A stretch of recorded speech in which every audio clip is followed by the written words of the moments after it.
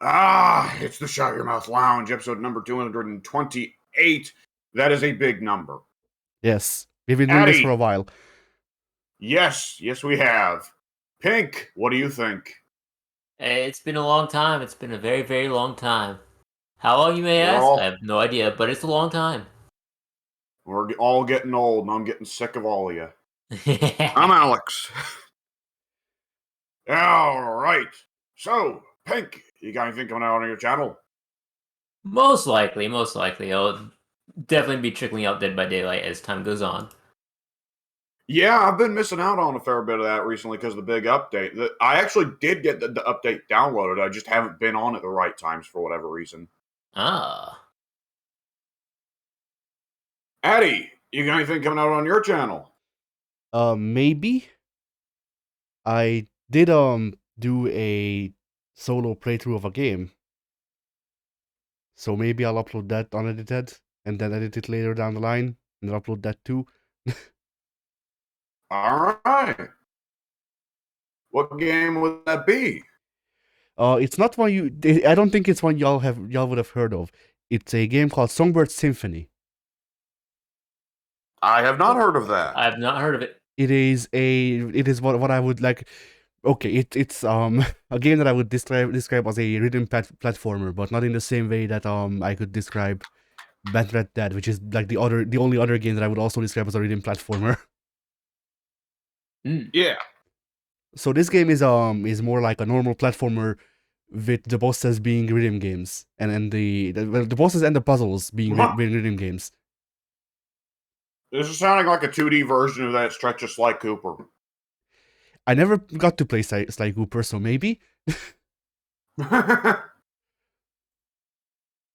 yeah, I also made a thumbnail for it, which context. When you do a wrong press or whatever, if you miss a note, it plays this sound, and the sound to me sounded like honking. But for whatever reason, during the sessions, I couldn't remember the word honking, so I would just refer to it as clown noises. Well, you know about that.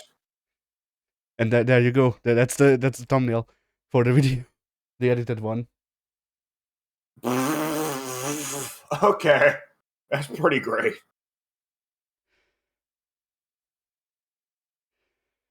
But yeah, it's a game about a small bird called Burb, and it's I guess I don't even know what to call it. It's like it's a story about feeling alone, I suppose, and trying to overcome that. And then there's also music. Sounds like a cheery subject for a platformer. Yeah. I mean, it's tackled like a children's cartoon. Like it hits most, if not all, of the things that the children's cartoon would like. The main character feels alone because of one thing or another. In this case, because their species is different to the one they were raised in, because they were found abandoned, and they were raised among peacocks. And so they feel alone, so they go on, and so they go on this journey to discover who they actually are. And on the journey, they find friends.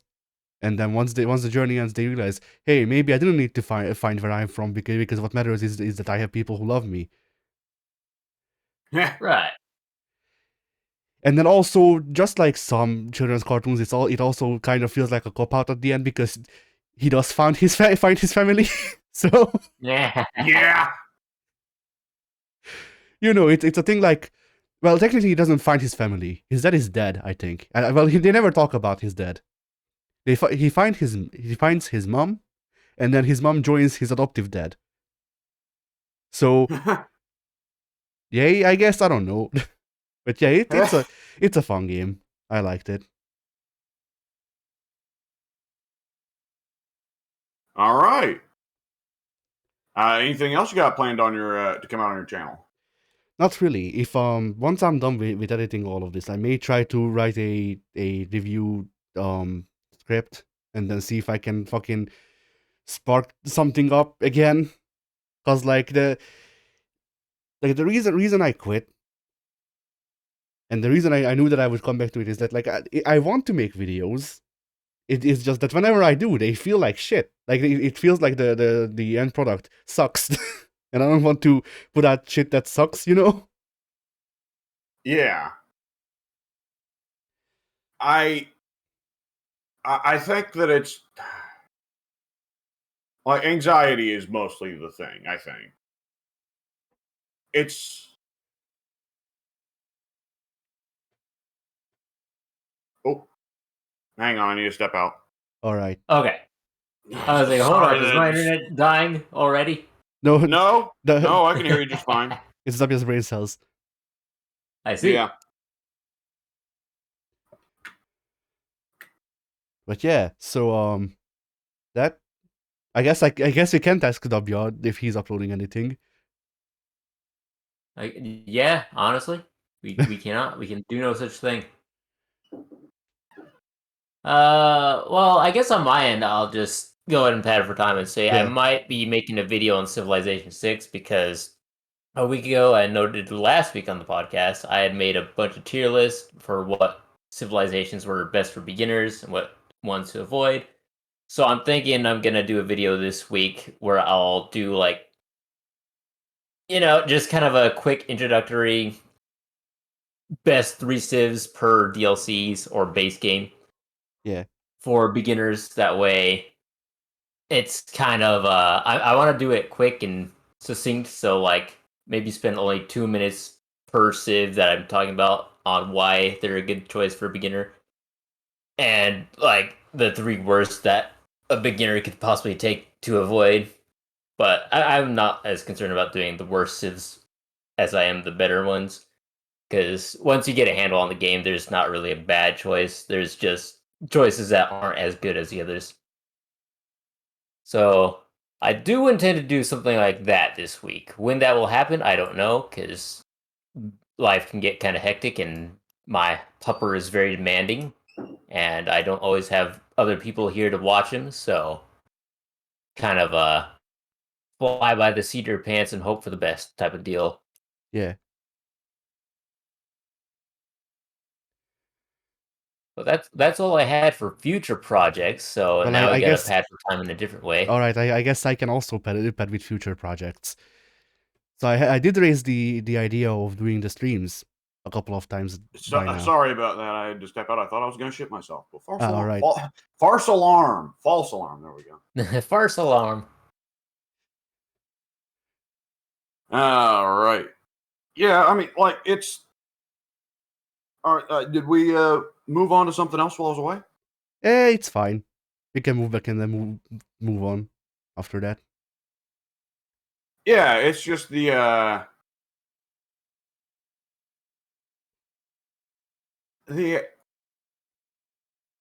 anxiety of I want to get it perfect the first try is the biggest inhibitor to trying anything new. Yeah. And I think, like, in our position, you need to start with, I don't care if it comes out a shit video, I just want to have fun. Yeah. I think that's what you have to start with. Because I think anytime you try anything for the first time, you can't go in with the idea of, I want to get it perfect the first time. You have to go in with the idea of, I want to have fun. Right. Yeah. And you can get it perfect later, you know? Yeah, with this gameplay thing that I did, like it's a thing of like I had fun doing the same like 5 like random YouTube poop references that I like. It wasn't even that, but it's hard to keep commentating when you're alone because we're not used to it. Yeah. But to make up for that, I just turned off some of my I turned off my pain inhibitors and it became Jack the Ripper. No, Doctor. Yes. The memes. We will talk about the memes later. It's gonna come back up. But yeah. Oh dear God. So yeah, I turned off some of the filtering, I guess, that I normally do about being better, about not just saying the first thing that comes to mind when like a sentence comes up. Because like I think we all have those things where like someone says something and then your brain automatically just finishes it with something else. And I just happen to have a lot of those. So half of the commentary is me repeating like those things. Some of them probably way too much. But it's there is no such thing. Maybe. But it's like mostly Skyrim and CDI stuff. Which is funny, because I hate Skyrim and never played CDI, so like any of the CDI games. But hey, I watched enough YouTube poop to know most of the scripts anyway. Almost no one has played the CDI games, but we all know about them. Actually, no, I did play fucking Faces of Evil once.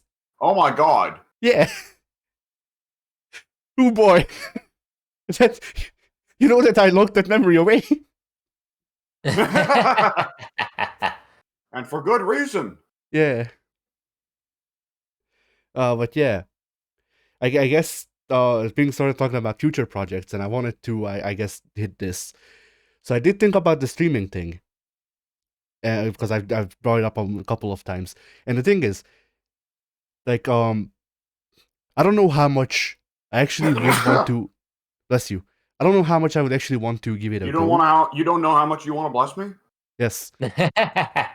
You may have a career in the priesthood yet. I mean, look, I used to be religious.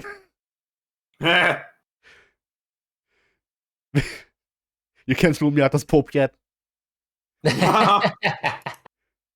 As if like the 15 different sound bites where I talk about wanting to kill people isn't enough to rule me out as Pope. Well, I'm sure there's enough shit with like the last 10 popes about pedophilia, so you're probably fine. But yeah, but they don't talk about that. Killing people is worse optics because I talk about it openly. But anyway.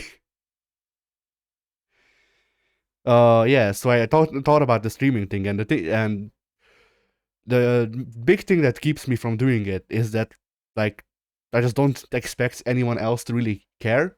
And if you two are the only two people to actually fucking watch it, then what's the fucking point? Like, well, that's one perspective. The other perspective is you're gonna play the games anyways. Mm-hmm. But yeah, but like my thing is that, like, if you two are like in chat or whatever, then it's like a thing of, you might as well be in the voice chat. And I don't know if being in text chat is a big enough like aid to the two of you to justify actually fucking going through with it, I mean, I'm willing to. Yeah. I'm willing to do stuff like co-commentating streams, but I'll be honest, I never watch anyone's streams. You know how many Twitch streams I've seen in my lifetime?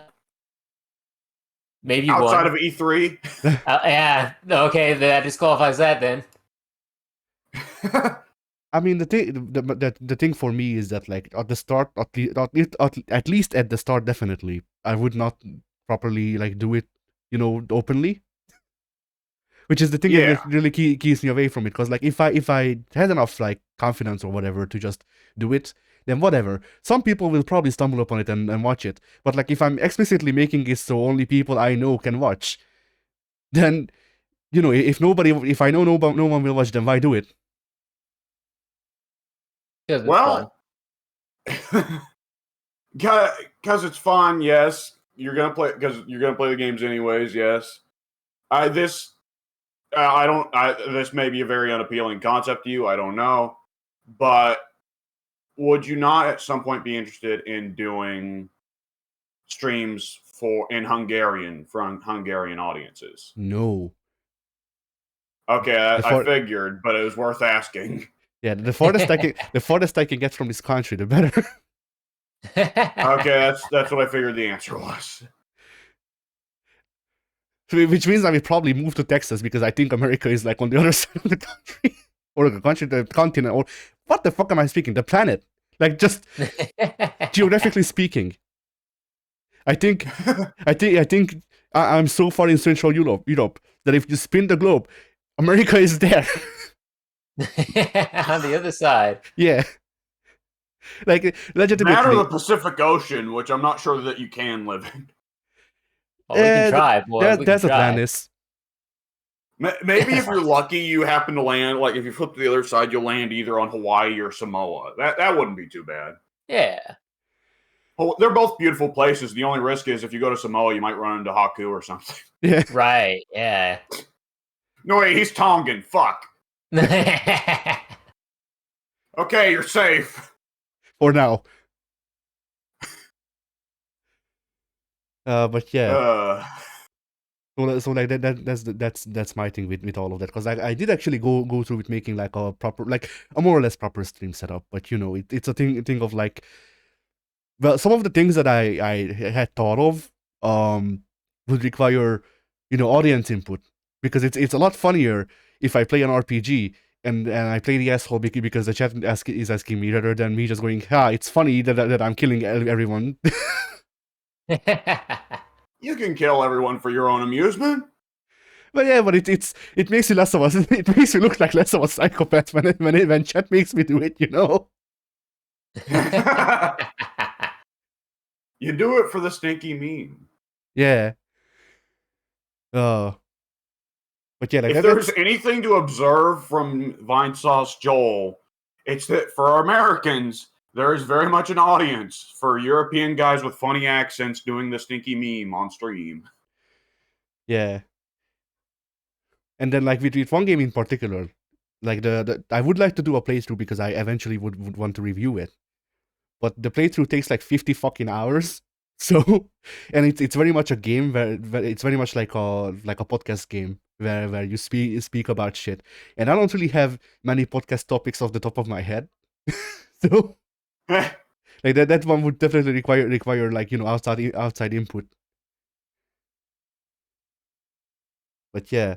I mean, like, I'm definitely willing to do some streams once I get more time, which I will have time soon, and more consistent internet, which I will have more consistent internet soon. Yeah. I guess we'll look into it then. Yeah. Because, you know, once again, it's a thing of like, I would like to play through some games that y'all probably don't want to like sit through or whatever. And for those cases, I think it's fine if we have a drop in, drop out thing where you know, if you have time, you look at it or not. I don't know. Yeah. But yeah, anyway, so W, is there anything coming out on your channel? I don't plan on anything. I've said for the past several weeks I want to do something. This time I'll just be open with the fact that up until Wednesday I will be doing the remainder of my schoolwork, and then probably for every remaining day, for both Thursday and Friday, I will not be working on recording anything. I don't think. I will just be kicking back and fucking relaxing, because Wednesday I will, assuming I don't louse something up in the meantime, it will be my last day of school before I get my bachelor's degree. Nice. And I'm excited for when that finally happens and I can announce it on the forum so that Ted can then ream me and say that I wasted my time and I'm a disappointment. You know, I want to look into whether or not I can actually like feasibly get a doctorate in psychology, because I would fucking do it. I would fucking do it just so I can be like, hey, fuck you, I'm a doctor. Call me doctor. Yeah. You might be able to get the government to pay for you depending on where you live. That's the thing with the psychology thing, is that like I have some interest in it and stuff like that. So technically, like, I don't really have a reason not to try it, but at the same time, I don't want to waste my time and money on something that I can't really do feasibly right now. And so, like, if I'm doing it, then I want to go all in. I want to get a fucking doctorate. Fuck it. If I can stomach the science of it enough to do the normal thing, I should be able to stomach it enough to fucking get a doctorate.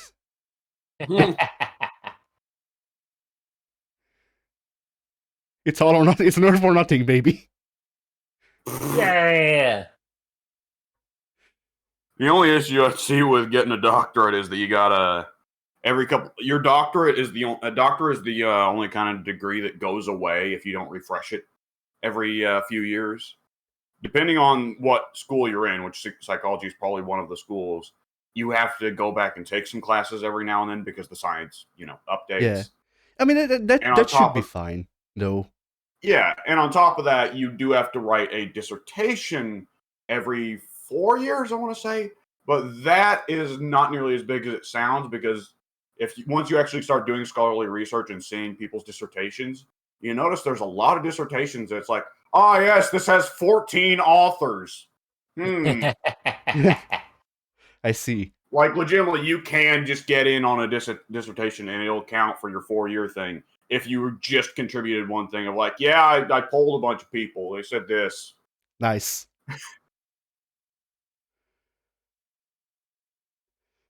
Like, I think that's actually a thing in the scholarly community, is you pretty soon find a friend in the scholarly community who writes like a fucking fiend and will turn one page into 100.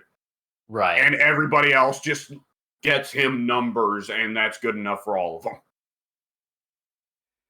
Yeah, you find the human Excel sheet, and then you just put the numbers in. It'll work itself out.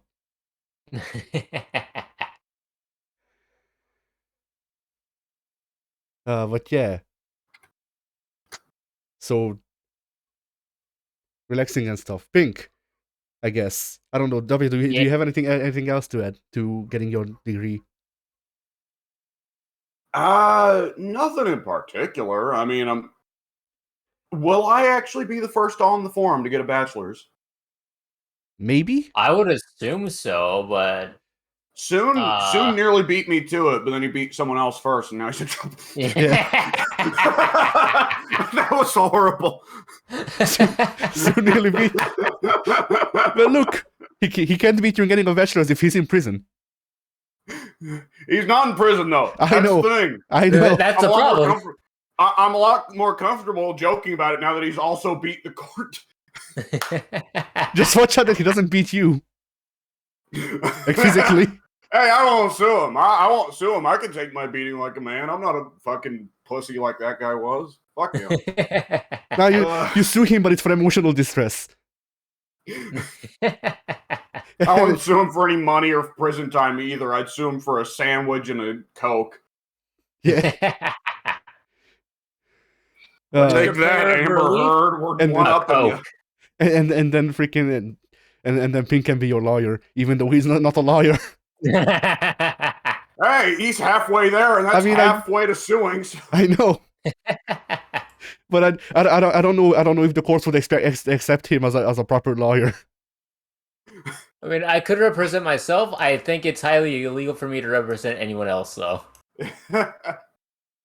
Oh, man, but what, the real Pink, question would what be, if Pink, do you remember anything from your law classes? The question is, there are some classes that would be applicable to the situation. Nice. But Pink, I'm graduating with a bachelor's degree, and I'll be honest, I've forgotten far more than I've learned. That's how it is. The Elden Ring knowledge just deleted all of the bachelor's knowledge. Yeah. But yeah, Pink, do you think the courts would let you represent W if you dress like Phoenix Wright? Like, just cosplay as Phoenix Wright? I think that's mandatory. Anyone who dresses like Phoenix Wright, they automatically get past the bar. I see. And the other one has to dress like Miles Edgeworth. Exactly. Now, the real question, though, would be, can you pummel someone with your sneezes? Pink, can you grow into like a 15-foot tall torso man?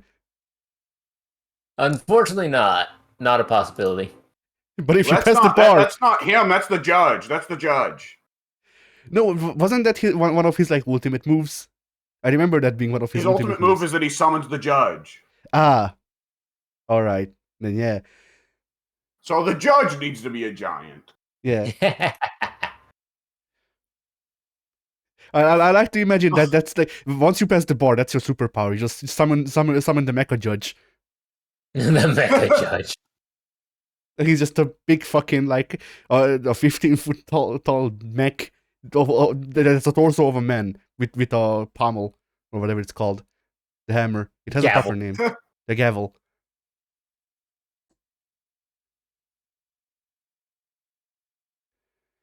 Uh, The yeah, gavel I is got. still made of wood, though. Only the many. Oh, you know what? Yeah. I bet Ethan has a bachelor's degree. Yeah, probably. Other than that, I'm the first. Yeah, baby. Take that. I went to Suck it. school. I mean, if I did anything on university, I would be the first person to finish university in my entire family, like family line. Mm. Yeah. I was probably a few years short of that title as well. Nice. Unfortunately, I think my aunt beat me to the punch. Or well, my dad actually beat me to the punch a few years ago, actually. So I might be fourth now. Actually, come to think of it. Anyways, enough of that. Addy, what's coming out on the group channel? Nothing yet. Stuff still in production. All I like right. it. Pink, what have you been doing the past week? Let's see. I watched Moon Knight. The grand finale came out this week. I thought that was an excellent show. Oscar Isaac continues to be one of the best actors of his generation, and I say that knowing like 1, 2, 3 actors in total. So, I really enjoyed everything about the show. I mentioned in the comic book thread, which I don't know if you peruse that particular thread or not, but I Yes. didn't like how the main villain is, in my opinion, very, very, very too high stakes for the show on a whole. But outside of that minor complaint, I thought it was very well done all around. It kind of drags a little bit in the middle, which isn't abnormal, but it was definitely a bit more noticeable than I would have liked. But still a very good show. All right. Yeah. Yeah, that's basically what I have to say about it. Glowing reviews from me. I really enjoyed it. I hope there's a season 2. I'd like to see Oscar Isaac more. And let's see, what else have I done this week? I don't know that I've done anything else this week. I definitely played a lot of Civilization because I'm a nerd. I definitely played Dead by Daylight with Mike at least once or twice for about an hour. Um, hmm. Hmm. I don't think I did anything else noteworthy. All right. Eddie, what you been up to for the past week, man? Well, aside from playing through Songbird Symphony, that we've discussed, I've also been. I also got. Like, I got both of these games for like under $10, like I think $7 or something like that. Both of these at the same, or both of these together cost me that much. But I also Yeah. got the Metal Gear Solid 5 Definitive Experience or whatever the fuck Konami called it. So it's ground zeros and Phantom Pain together at last.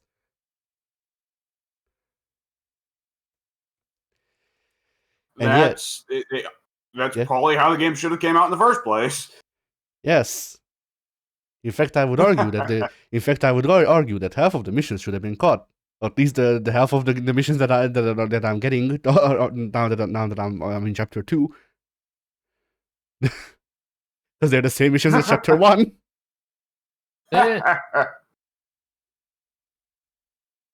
But yeah, you can see why. Like every time when I talk with Mike about that game, I say I was happy with the first act. I played a little bit of Act 2, and I was like, you know what, I'm good. yeah, instead of doing the proper missions to make the time pass, I'm doing side ops. That makes the time pass anyway. Like if you were doing normal numbered missions. All right. But yeah. Let's see what I can say. This game feels like I don't know, like I don't have enough experience with proper Metal Gear. I remember Revengeance, but Revengeance is a different beast. But Well, I don't have enough. Yeah. MGS5. See, there's an evolution there. MGS5 is not very similar to classic Metal Gear in terms of the way the whole thing is structured. It's similar in that you're still playing a stealth game where the core mechanics are walking and crawling, and you have a silenced gun, you have a loud gun, you can throw magazines, you can throw grenades, you can leave mines, you can leave magazines, and so on. But the whole thing of go out, do missions, get a score, get points, cultivate a crew of minions, build new weapons and tech, build new modifiers for the weapons and tech you got, call in artillery strikes or whatever, zip people up into the skyline, all that shit is following up on Peace Walker, which Peace Walker was very much a follow-up on Portable Ops and Metal Gear Solid 4, which introduced a lot more of that shit. Which Metal Gear Solid 4 was the natural growth from Metal Gear Solid 3, which was the natural growth from 2, which was the natural growth from 1.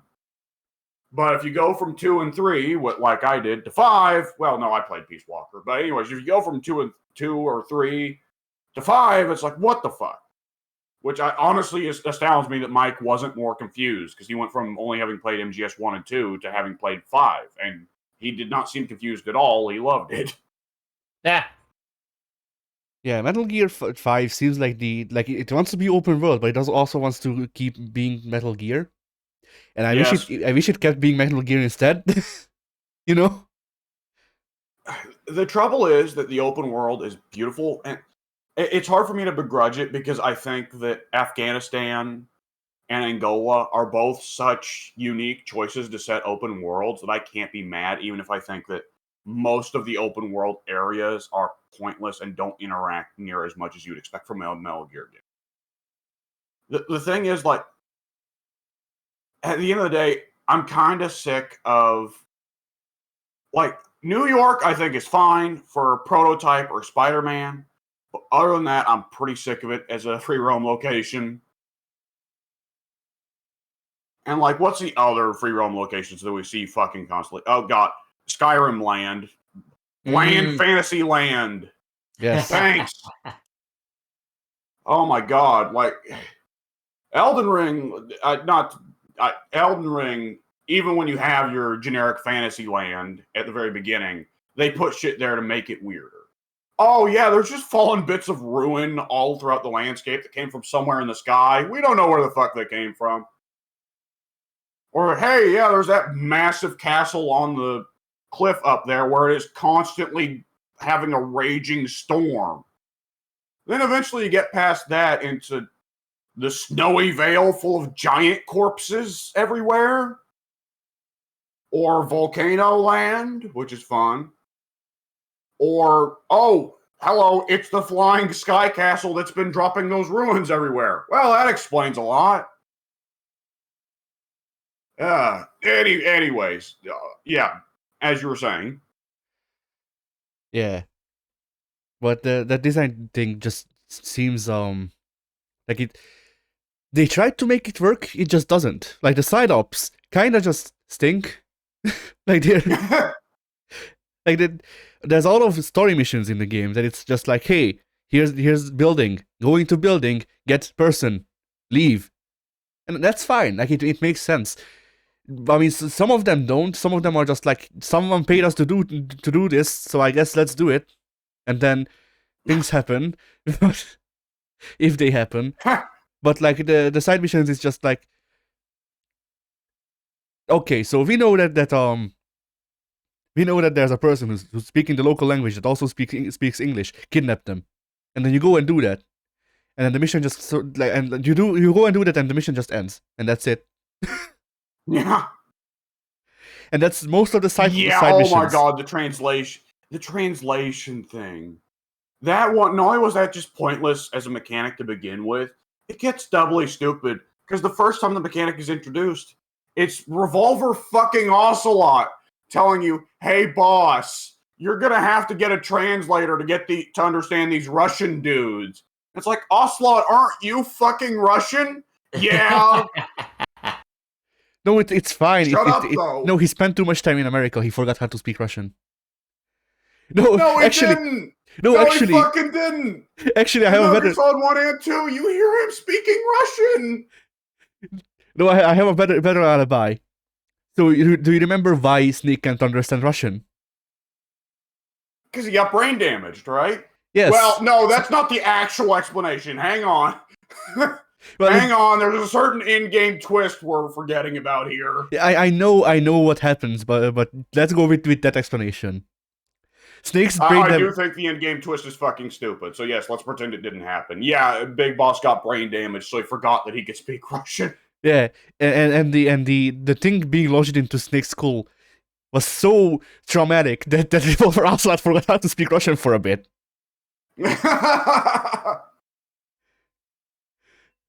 But oh, yeah, God. Yeah. That is one thing I'll say that I thought was a really cool idea, which was that metal shard getting lodged in Big Boss's head. And they say from the beginning, the Big Boss's body will push it out, but right now they can't extract it. It'll just slowly get pushed out. Which, of course, means that as the game's story goes on and Big Boss commits increasingly evil deeds, it forms into a demon horn that grows over the course of the game because it's actually just a metal shard that his body's pushing out, but it looks like he's growing a devil horn. I thought that was a really cute touch. Yeah. One thing that I don't like, and that's the thing I actually wanted to bring up originally, but I forgot. One thing that I don't like about the way the plot is presented is how it feels like half of the game is, actual proper military shit. Like, I don't like army stuff. Like, I genuinely dislike army stuff. It's probably why I don't like the game's. It's not even that I don't like the game's setting. It's just that, like, I don't like how it uses it, I guess. Because it's just army men do army things. But, half of the game is proper army stuff. And then 1/3 of the game is quiet. And 1/3 of the game is like shitty anime stuff that doesn't fit. And like, Ted once compared Metal Gear to G.I. Joe, which I think is the most accurate description anyone's ever had. It's G.I. Joe for adults. But my thing is that, like, whenever I would get into actually, like, following the plot lines and like, deepening in the freaking, like, whatever, like, espionage stuff, Skullface would show up and he would bring the men on fire, and those missions would suck ass. I like those because I like supernatural bullshit in Metal Gear. I'm fine with it to a point. Yeah. I did think Skullface was a really lame villain. Yeah. The only part I liked of Skullface was the part when at the very, like, near the end when who was it? Oh, Mantis takes over the Sahelanthropus, right? Psycho Mantis takes over the Sahelanthropus. Oh, that's Psycho Mantis, the floating boy. Huh? Yeah, that's Psycho Mantis. All right. And Skullface yells, "Who would do this? Who?" As he gets dragged away. Yeah, it's who would feel such hatred? Who? And then he's getting dragged away. There we go. You're right, because Skullface was always so needlessly trying to be poetic. So it's like, hang on, I gotta look up the quote. You're right, it's something stupid like that. Oh my god. Yeah, and then it's yeah. But actually, I was okay. I've got it. Yeah.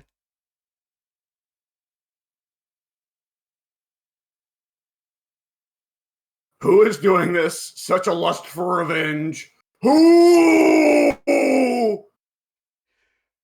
Yeah. But yeah, so like, I'm fine with Psycho Mantis in the original Metal Gear, or whatever the original Metal Gear Solid. So did you? Yeah. I'm fine with Psycho Mantis in that. I can be fine with Psycho Mantis in this game, I guess. Like, he is annoying the way he's used, but he's less annoying because he's there, and he's more annoying because whenever he's there, the fucking man on fire is there as well. Well, either that or Sahelanthropus. the Man on Fire I thought was odd because they go so long without explaining what the hell he is. But at the same time, you see him for the first time, and correct me if I'm wrong, you get a pretty clear vision of what his actual shape is, don't you? I don't think so. You see that he's humanoid properly. Like, but he shows up in his Human Torch form first. Well, the thing is, he's just Volgan. He's just the villain of Metal Gear Solid 3, Volgan. Ah. And it's like such a pointless bring back this character thing. Like, he didn't. Volgan was kind of fun because he was a one-off threat that didn't really like. Volgan was fun because he wasn't. He thought he was. What's the way to. It's been so long since I gave a shit about Metal Gear. Metal Gear Solid 5 kind of killed it a little bit for me, I'm not going to lie. Like, Volgan, part of the fun of Volgan was that he was almost kind of a threat of the weak, and that he was just, relatively speaking, a pawn in much bigger schemes. So having it be like, oh, his lust for revenge was too strong, he can't die. It's like, well, I don't know. I think Big Boss should have bigger problems than him, honestly. Yeah. But yeah, so it's like the Man on Fire was a problem. I didn't like him. I didn't like the skulls. Like they were just like fun to fight against. The skulls were so fucking lame. Yeah. I didn't like when my copy of Metal Gear Solid 5 turned into Metal Gear Survive for like mission 25 or whatever, where it's just literal zombies fucking attacking you. Because fuck you. Yeah. And like that like those are the things where it's like too dumb anime shit. Like it's or whatever. Like, it's I'm okay with Psycho Mantis. I'm not okay with anybody else on the supernatural side in the game. Like Skullface is just dumb. Like if you just make him a fucking guy, like any fucking guy, and he doesn't change. The Man on Fire should have been written out of the game, just completely. And Sahelanthropus is fine. The game built the Sahelanthropus boss fight also opposite like this big thing where you can't win. And I just went in there with a fucking grenade launcher and an RPG. And like the only time I had to restart the fight one time because I fell to my death. It didn't kill me. I fell to my death. You didn't kill me, I just died. Yeah. You can't kill me if I kill me first. But yeah, that boss fight was pretty like dumb and easy. But then like I suppose in ways like sometimes like I don't understand how the game works because it's a stealth game, so obviously you will get better score when you do stealth good. But then why are there missions where stealth is not an option and I have to run around shooting zombies? And then the game gives me a B. Yeah. That game's got some issues. Yeah. And then like with the plot. I understand that like half of it was cut because of Konami and stuff like that, but like shit, dude. Well, yeah. The thing is that if Konami had not at some point said fucking stop, then Kojima would have never wrapped development on that game. He was blatantly turning Metal Gear Solid 5 into his dream game. Realistic expectations be damned. Yeah, I noticed it considering he's in the game. Yeah. Well, yeah. the fucking like the fucking I don't even know what to call it. Call to not only put yourself into the game as like a very highly rated support character, but also to make a separate mission where you just reuse the assets of rescuing of genuine, I guess, the first mission of Free Roam, where you rescue Miller, because that's what he does. Yeah. I had Hideo on my team because I played Ground Zeroes. And then I had to go and rescue Hideo. Yeah. And then the fucking like it's the game to me just comes off as really fucking pretentious a lot of times. Like it comes off like Kojima? No. like it's the thing of like, I get that you want to make movies, but you're making a video game. Like the fucking there's enough lens flares in this game to suffice for 5 more Star Trek sequels.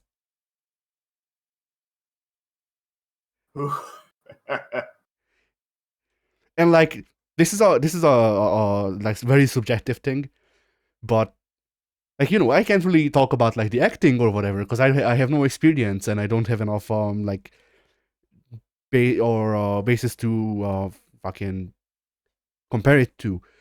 But I shoot video as a side gig, like live video. I have some experience with fucking cinematography. You don't know how much it fucking pisses me off whenever I see something use the handycam or whatever, you know, like the fucking handheld camera aesthetic without giving a reason for using it. Yes. And like at some point, I don't remember what movie it was that really started it. I guess it was part of the found footage craze, but there's some movie that was real bad about it, and it just became a thing that everybody outside of Marvel uses fucking shaky cam for their action stuff. Not even the action stuff, like, oh, every God. fucking thing. I watched Black Yes. like when we watched Black Mirror in media class in high school, every time I would have it because I was the only person who had to write notes. Like the teacher was like, "You actually give a shit, so write me notes and then hand them in at the end of the thing, and then we can discuss them." Hey, fuck you for being competent. Do extra work. Yeah. So whenever I would write notes, one of the first things that I would note is that it's using the shaky cam, and how much I fucking hate it.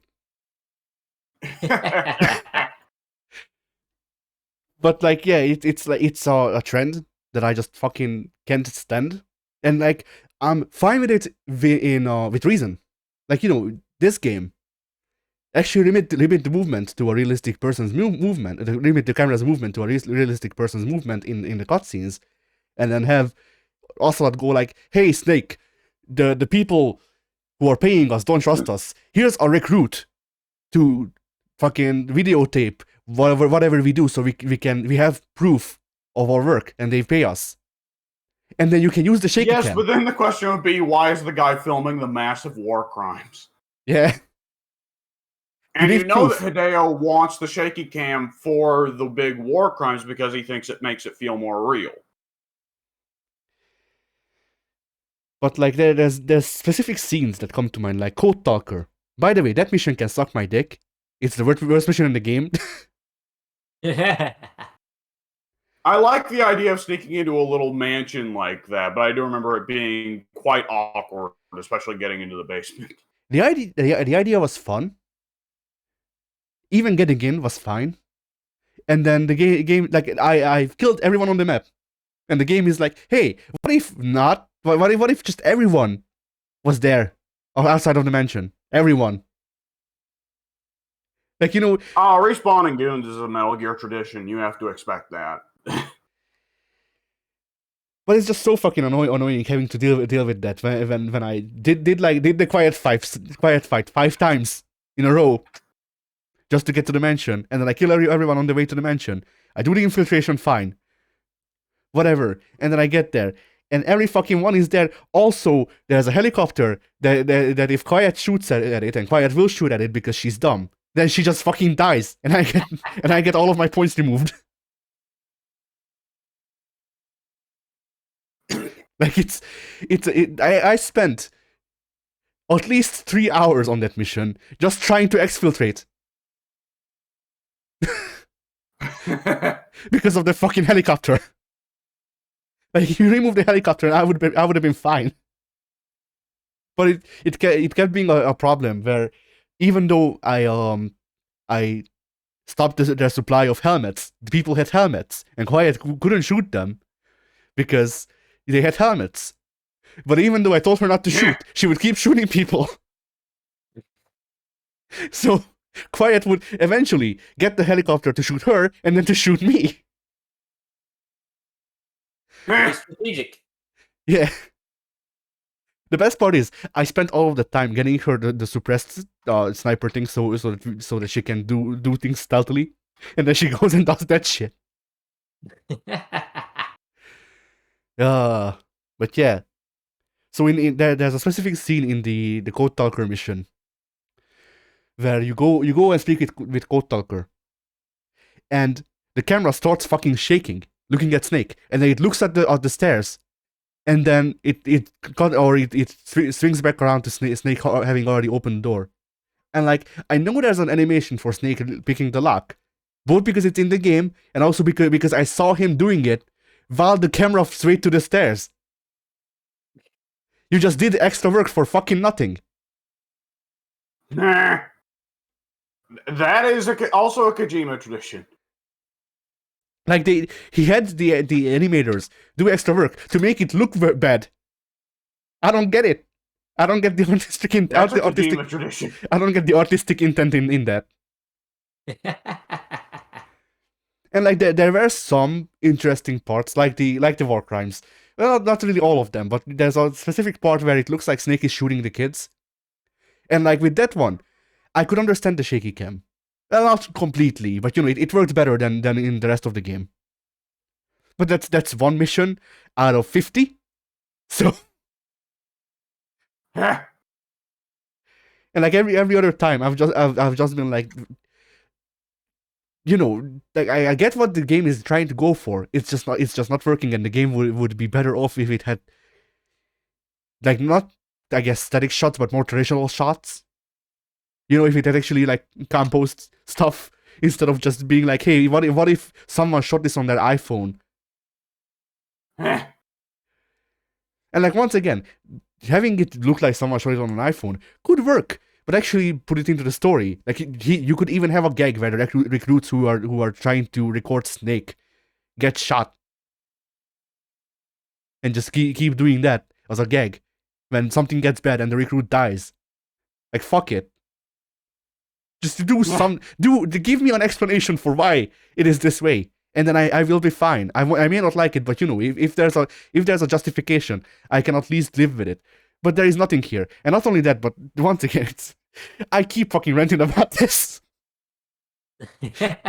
In the first mission, the little introductory mission, I remember there. Or wait, is it in that one? I forget. Whatever. It's a cutscene with the men on fire, where the camera tries its best to appear as both as a handheld camera and a drone at the same time. Or like I don't even know what to call it, but it just like it does the trying to look like live action or live shot footage, and then it just does these big pans on the man on fire and Snake and shit like that no human would do because they would fucking die from fire. Yeah. And it's the 80s, so drones aren't really invented yet, at least as far as I know. Or is it even the 80s? Or is it like before the 80s? I don't know when they were invented. Oh, no, I'm asking when Metal Gear 5 is set. Oh, Metal Gear 5 is set in the 80s, yes. Then yeah. Like, I suppose you could argue that there could have been some prototype drone equipment. But considering drones have only become really used, widely known and used in like the early 2010s by military stuff. I mean, there's lots of sci-fi bullshit in Phantom Pain that still hasn't been invented yet today. For instance, the Saw Lantern. Well, I think that any given government would have a seriously hard time hiding a 200-foot tall mech that shoots nukes. Aren't the Japanese building a Gundam? Like 40 yeah, but they aren't hiding it for one thing, and for another thing, it can't really move its legs. It can barely move its arms and its head. It'll get there. It'll be fine. Could you imagine how much... Could you imagine World War III starts? Whatever goes on in Russia and Ukraine gets severe, and just when everybody thinks, oh, it's gonna be a hard war, a fucking Gundam drops in Moscow and Putin just shits himself. Fucking Liberty Prime rises from the lake. That's the ultimate America-Japan team up. Yeah.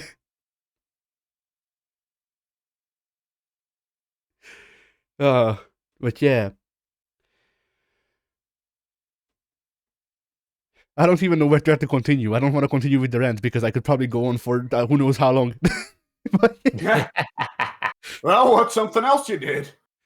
No, I still want to discuss Metal Gear a bit because I haven't hit everything. Oh, Eli. Eli? Yes, Eli. When I saw him, I for sure thought he was Raiden. Close enough, honestly. How do you know he's not? Oh, I looked it up. He is a very different character. Yeah. Eli has the regressive memes. Yeah. You got all the man's good genes or whatever that shit is that he says. Yeah. My favorite thing is still like whenever I think of that cutscene now, all I can think of is Liquid Snake talking to Solid about fucking Big Chungus. I think I posted that a while back to y'all. Big Chungus. Yeah. And then the cut to Big Chungus as he explains. Yeah, because that's just how they do it in Metal Gear. That's how they do that shit. I did notice the Metal Gear in this game too, and I was fine with that. Like that's a fun, like, weird thing that the game does, but I'm okay with it. But yeah, I do not remember what you're talking about. I'm talking about Venom Snake repeating everything. Like he's either not speaking, or he's repeating what someone else said. There's very rarely does he have his own actual dialogue. Yeah, also, we can't pay to have that many lines from Kiefer Sutherland, so take what you get, take what you can get. I also feel like some of the voice direction on him was like bad. Specifically, bless you, or that wasn't a sneeze, whatever. Yeah, I was about to. Okay. Anyway, so yeah, I don't know if you noticed this while playing, but I don't think while reading some of the like body dialogue, I don't think they actually may have given him direction, because when you call upon Quiet, he doesn't say it, like he's trying to talk to Quiet. He's telling Quiet to shut up.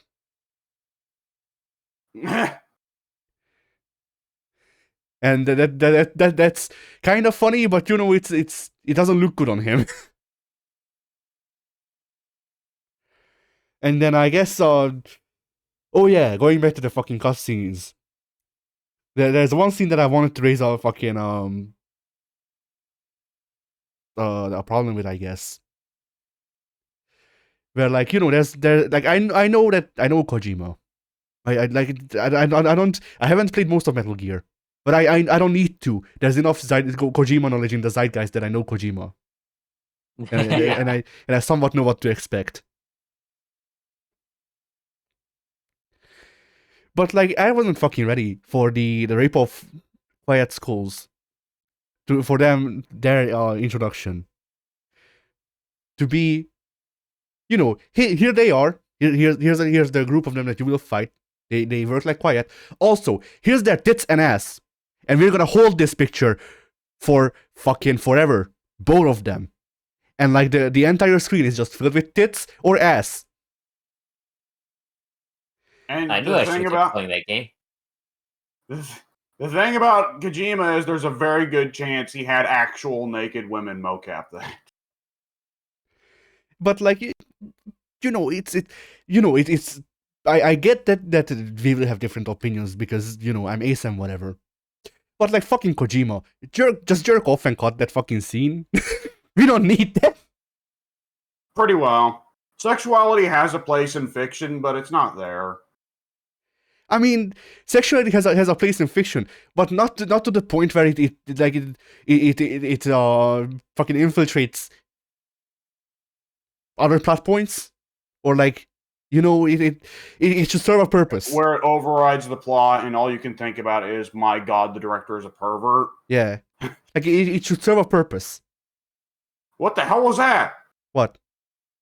What? Is that his reaction to tits? Kojima is angry.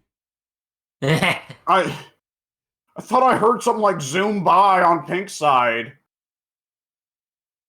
Well, that's interesting because there's nothing going on over here. It's quiet. Kojima sent quiet to take care of us now. That! I heard that! Whatever that noise that was. Oh, it's probably my PC. Like whirring up. No, Oh, I'm an idiot. Never mind. Forget it. Okay. I was going mad over here. Like, there's nothing going on. So yeah. Anyway, I guess.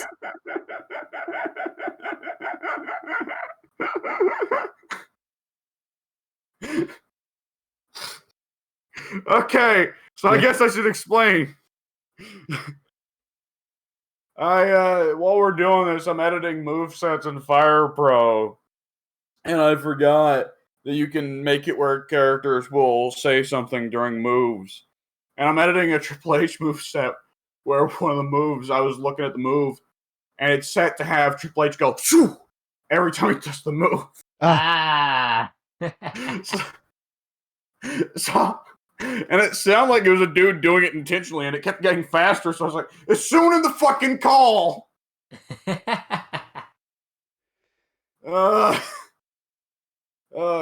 Carry on. Yeah. So, anyway, yeah, Metal Gear is a game where like I do the mission and I can do the stealth good, and I'm like, man, I'm actually kind of having fun. I mean, some of these enemy placements are kind of like stinky, but yeah. But it's fine. And then like, then the game is like, hey, do side content that we didn't put in the game, or hey, here's Skull Face. Yeah. Like legitimately, the way I knew if I would dislike a mission or not is just is Skull Face in the staff or the credits at the start. Because if he is, the Burning Man is probably there too, or if not, the schools. And either way, it'll suck. And that's one thing that I don't get. We have a credits roll at the start of each mission because Kojima wanted to jerk off even harder. But why not put in a thing like you have all of the major game characters and like even some of the ones that don't really appear. Like I had a fucking I saw Miller getting shouted out in one of the missions where all he does is just he radios in once to argue with Ocelot, I think. And like if you're gonna that way you get confused and you think it's a movie. Yeah.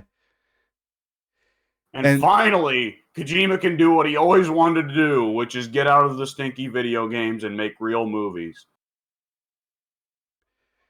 Yeah. But like if you're gonna go through with all of that bullshit, why not set up a variable credit for the body character that you bring in, and then actually have a fucking like staff roll for all of the non-existent people who are starring the quote unquote movie. Because why not have a credit entry for every single Mook you kill? Yeah. But I mean that's Mook B, and then whenever you kill him, his credit just gets covered in blood. Yeah.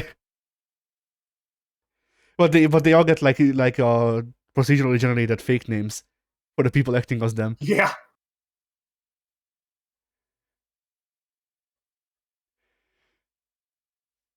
But like it to me it felt like a weird omission because like if you're gonna go through with trying to make it look like a movie and all that, even though it doesn't work, but whatever, you go through with all of that, the person who you're going to be seeing the most in the mission is the person you bring again with you. And they're the only one who don't get shouted out. Like even the random ass fucking whatever like militia gets shouted out. So like why not the buddies? If Kojima had the time to program in 4 different shower scenes with quiet, that he probably could have had the time to program in this one variable credit for like the 5 different or 4 or 5 different buddies that you can have in the game. Is my thought process, you know? Yeah, I definitely it's genius Kajumbo. There's not many, if any, major successful game developers that huff their own farts more, really. Yeah. Because there's guys who have bigger egos in the indies, but most of them get pushed out pretty quickly. Yeah. And with Kojambo, for me, it's also kind of worse because not only does he sniff his own farts, but he also has his farts sniffed by seemingly everyone. So yeah, and it's also not helped by the fact that he's like notoriously does not like his fans, does not like to interact with them and shit like that. Yeah. Which, like, on some level, I couldn't entirely blame him, but at the same time, it's kind of like it just adds to the fart sniffing imagery, you know? Yeah. And like I wasn't a particular fan of Kojima. Like I'm fine with Metal Gear. I am sort of interested in Metal Gear as a series. I do not like Kojima as a producer. But like, but I promise to you, if the end credits song of this game is not "It's the End of the World" and as we know it, then I will fucking hate Kojima from now on. Why is that? Because they spent all of that fucking money licensing out all of those random ass songs. The least they could do is actually use one that fits the ending. Like I don't even know. No, I don't remember exactly how the game ends. But fuck it. It like to me it fits the game's like narrative so far, at least. Well, the trouble is that Kojima couldn't get actual David Bowie, which is pretty well, I bet you, the only thing Kojima actually wanted, because David Bowie is 70% of Kojima's inspiration. So instead they went for a David Bowie cover, which, yeah, weird. But like they got a bunch of other 80s hits, it's weird. And they got Garbage to do the trailer, a Garbage song for a trailer. I doubt they got Garbage to actually make anything for Metal Gear. That'd be a tall order. So yeah, I guess I hate Kojima then. Officially. Hate is a strong word, but the older I get, the more his flaws bug me, and the less I can put up with them easily. Yeah, I mean, I don't really think of him strongly at all. Like I don't usually think of him. For me, it's just more of a thing of like, you know, whenever people talk about like, oh fucking visionaries, Kojambo comes up, and it's like in some ways I can see it, but also he seems like a fucking asshole. and also like and also his last 5 projects seemed like they sucked. Well, the thing is that there are some cases Kojima is always going to test the boundaries. Unfortunately, as the boundaries go further and further, the more artsy-fartsy the boundaries get for Kojima. But 20 years, or well, 25 years ago now, what Kojima was doing with Metal Gear Solid 1 was kind of unprecedented. That much dialogue, that much story focus. And it was inevitable that I think it was inevitable that someone would do it, but Kojima was always famous for making a game that was so built to be, the term is used way too much, it's overused, but immersive. At the time, Kojima was one of the first guys to sacrifice gameplay for story. And nowadays in game design, or at least in Western game design, there's often too much of sacrificing gameplay for story. But at the time, that was incredibly innovative, and it made people. Metal Gear Solid 1 was, in a lot of ways, pretty well like the first cinematic video game, where it felt like you were playing a movie. Yeah. It did not hold that title for super long, because, it wasn't too long after that there was Silent Hill 1, which is also pretty fucking cinematic, but, And of course, the 2000s brought a deluge of stuff because Metal Gear Solid and Silent Hill inspired a lot of people. Yeah, like that's the thing. Like with the earlier stuff, like Metal Gear stuff, I'd say like before Rising, I can see the. Actually, I would need to look at the release dates and stuff like that. But like Metal Gear stuff before Rising, I can see why people like Kojima. And then I look at like, then I look at Death Stranding, and then I look at Metal Gear 5, and I'm like, he's lost it. I don't know why nobody like, I don't know why people pretend that he's still the guy he was on the PS1, but he really isn't. Like, I don't know what changed about him, but he's not. I don't think anything changed about him. I think he's just been given more freedom. Maybe that's the problem, is that he's not reined in enough. But yeah. So like, yeah. And then there's also PT, and we don't know how Kojima would have done with PT. But considering Quiet, I don't need to say more. Yes, that has always been a thing. Like,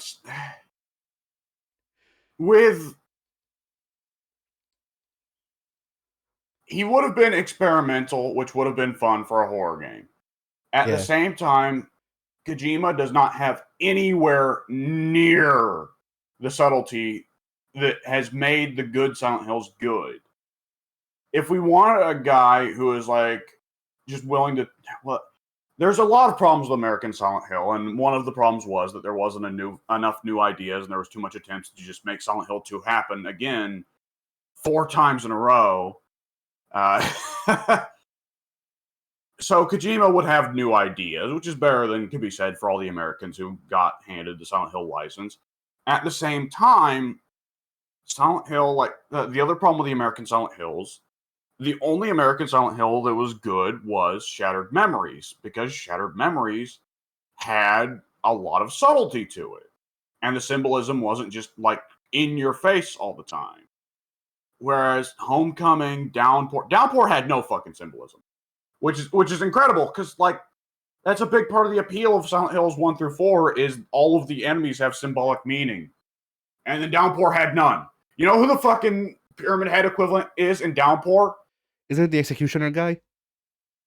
No. Well, that's Homecoming literally just has Pyramid Head again, which is beyond stupid because it's still in the same canon. But that's a whole nother thing to get into, because I'm not like of Mike's view that Pyramid Head is exclusive to James, but there's a reason that Pyramid Head is attached to James that they did not bother to any way imitate with Alex in Homecoming. But anyways, yeah, with Origins there was the Executioner or the Butcher or whatever his name was, who was a very transparent Pyramid Head ripoff. Yeah, that's the guy I was talking about. Yeah. And in Downpour, the Pyramid Head equivalent, the guy who is pursuing you throughout the whole fucking game, is a guy, a big, like 7-foot tall guy. It's Great Khali, in a raincoat, galoshes, a gas mask, and he's carrying a fire axe with him. That's it. It's a blue raincoat and a black gas mask and galoshes. There's your Silent Hill symbolic monster. He symbolizes the hate of rain. I guess so. I fucking guess so. And Pink, you've seen Pyramid Head. You've seen in Midwich all the weird things you can see on the sides there. At what point are you like, that clearly the next step is the hash slinging slasher from SpongeBob?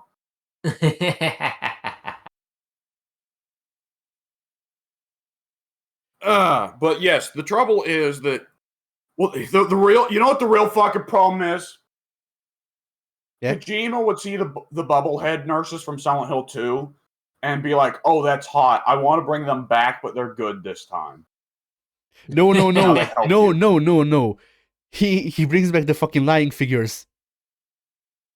Okay, Kojima's not that depraved. I mean, okay. Am I mixing it up? Is the lying figures not just the two bottom halves in like G strings? That's the double. That's the mannequins. Okay, The no, he would bring line back the figures. Mannequins. He would bring back the Mannequins. Again, And I make don't them think good. Kojima's that depraved. I don't think he's like, oh, you know what I like? A woman with a vagina for a head. Do you remember? What? Do you remember the? Do you remember the way quiet is or the way quiet is explained? Revolver Assault Well, goes. She doesn't breathe or she doesn't breathe, speak, or no, she doesn't freaking open her mouth, breathe or speak, and that's like raised as a good thing. that, I never thought about that, but you are kind of right. That probably was a bit of a Kojima-ism there of finally a woman who doesn't talk. Yeah, a woman who doesn't talk and I don't have to feed. And because she breathes through her skin, I can see booba. Yes. And yeah, like Oh. that's so yeah, like I wouldn't put the mannequins past him. Because like the mannequins are Well, just the mannequins are quiet bit with less booba and more ass. Well, the thing is, I think Kojima at least wants to like look at something that looks like a woman, right? And the mannequin is very obviously a demented and horrible thing that does not look human. Or it looks like half a human, and then the other half also still looks like half a human. The trouble is that while both halves look like human, put together, they don't look human. Yeah, I suppose. Oh, man. Anyways, did you do anything else with your week? Yes, I also gave a chance to Curse of the Dead Gods or whatever the fuck. It's free with PS Plus, which is why I gave it a shot. PS Plus this month sucks. Just flat out. It's Curse of the Dead Gods, FIFA, and what else? Tribes of Midgard, I wanna say, or something like that. It's generic Viking game 500. I was a bigger fan of generic Viking game 487. That was a good issue. But yeah, Curse of the Dead Gods or whatever is like so. How do I even put this? Because there's like many different ways that I can insult this game, but I can only get to do it once. Eh. Like this game is just okay. Here's the best way I can put this game. We got Hades at home. Like it really feels like it's not to devalue the work of the people who fucking spent time programming it and shit, but it really just fucking feels like whoever came up with the idea just went, hey, what's popular right now? Oh, I know, Dark Souls, Hades, Darkest Dungeon, I guess. and then made that the game. Oh my god. It's Hades, but with like a focus on difficulty, which isn't inherently a Dark Souls thing, but it's like the way, I don't know why, but it just really fucking feels like it really wants to be Dark Souls. Well, if they're advertising on difficulty, then they're trying to do the Dark Souls thing. The trouble is that only one of the Dark Souls games was ever fucking advertised on its difficulty, which was the PC port of Dark Souls 1. Yeah. But that, and then the art style I've seen described as the Darkest Dungeon, which I don't know if I agree. Like, it's similar. That is the closest approximation that I could give. Oh. But it just feels like off.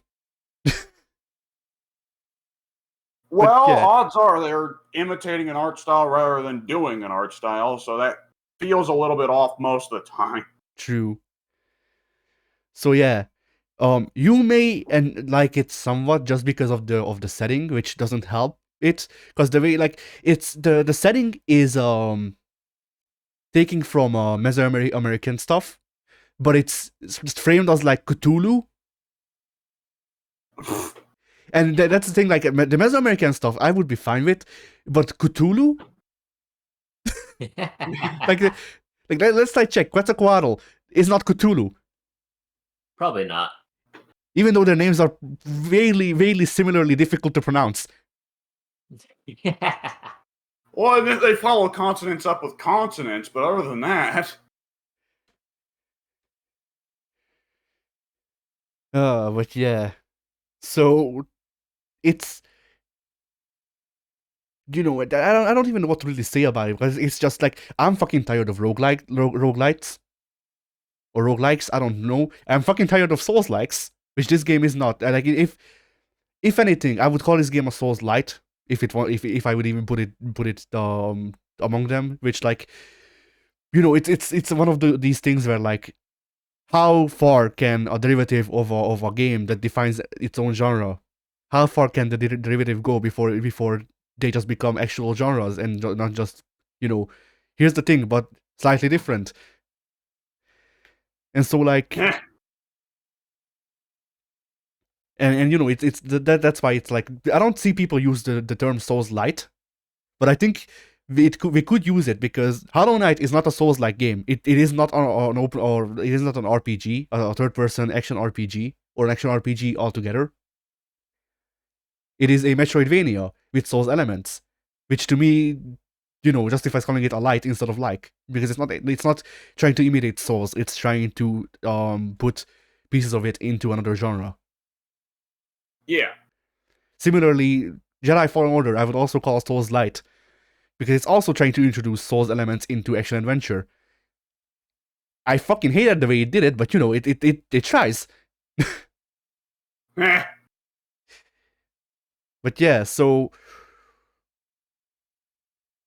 Curse of the Dead Gods does things. I mean, it's like there's an assist mode where you can enable things like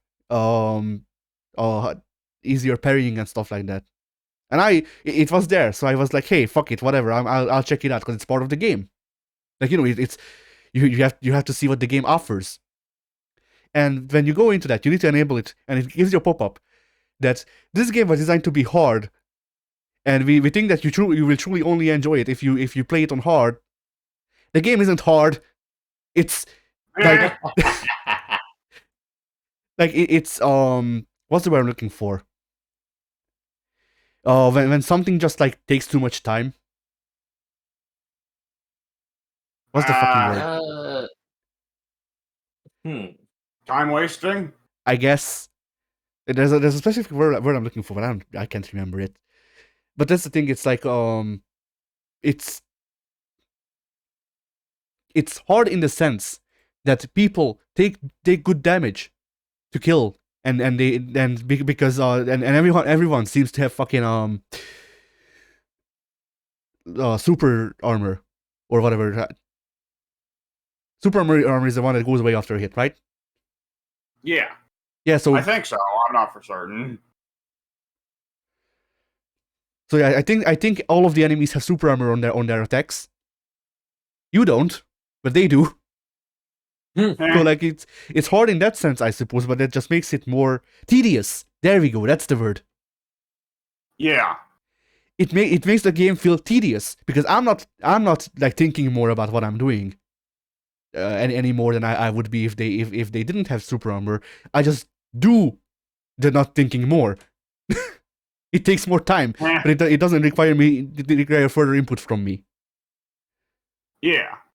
And that seems to be like the whole game. It's just tedious. Like you have these paths. There's 3 temples, which is 3 teams that you need to go through, and to advance further into a temple, you need emblems, which you get for beating temples. So you need to beat all of the temples. Also, every time you go into a higher level of the temple, you need to beat all of the levels of the temple you've beaten before.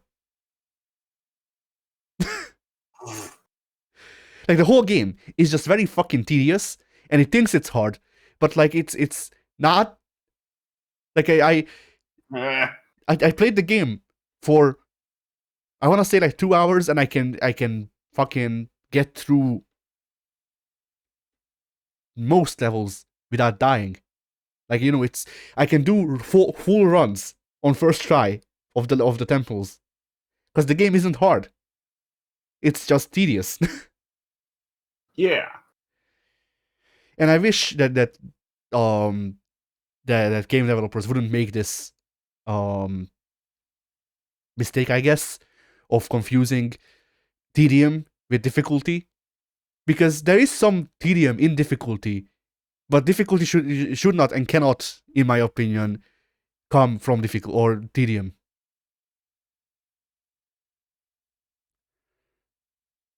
Because, you know, it's like, let's put it this way: the sort of difficulty I like has next to no tedium aside from trial and error, because both you and the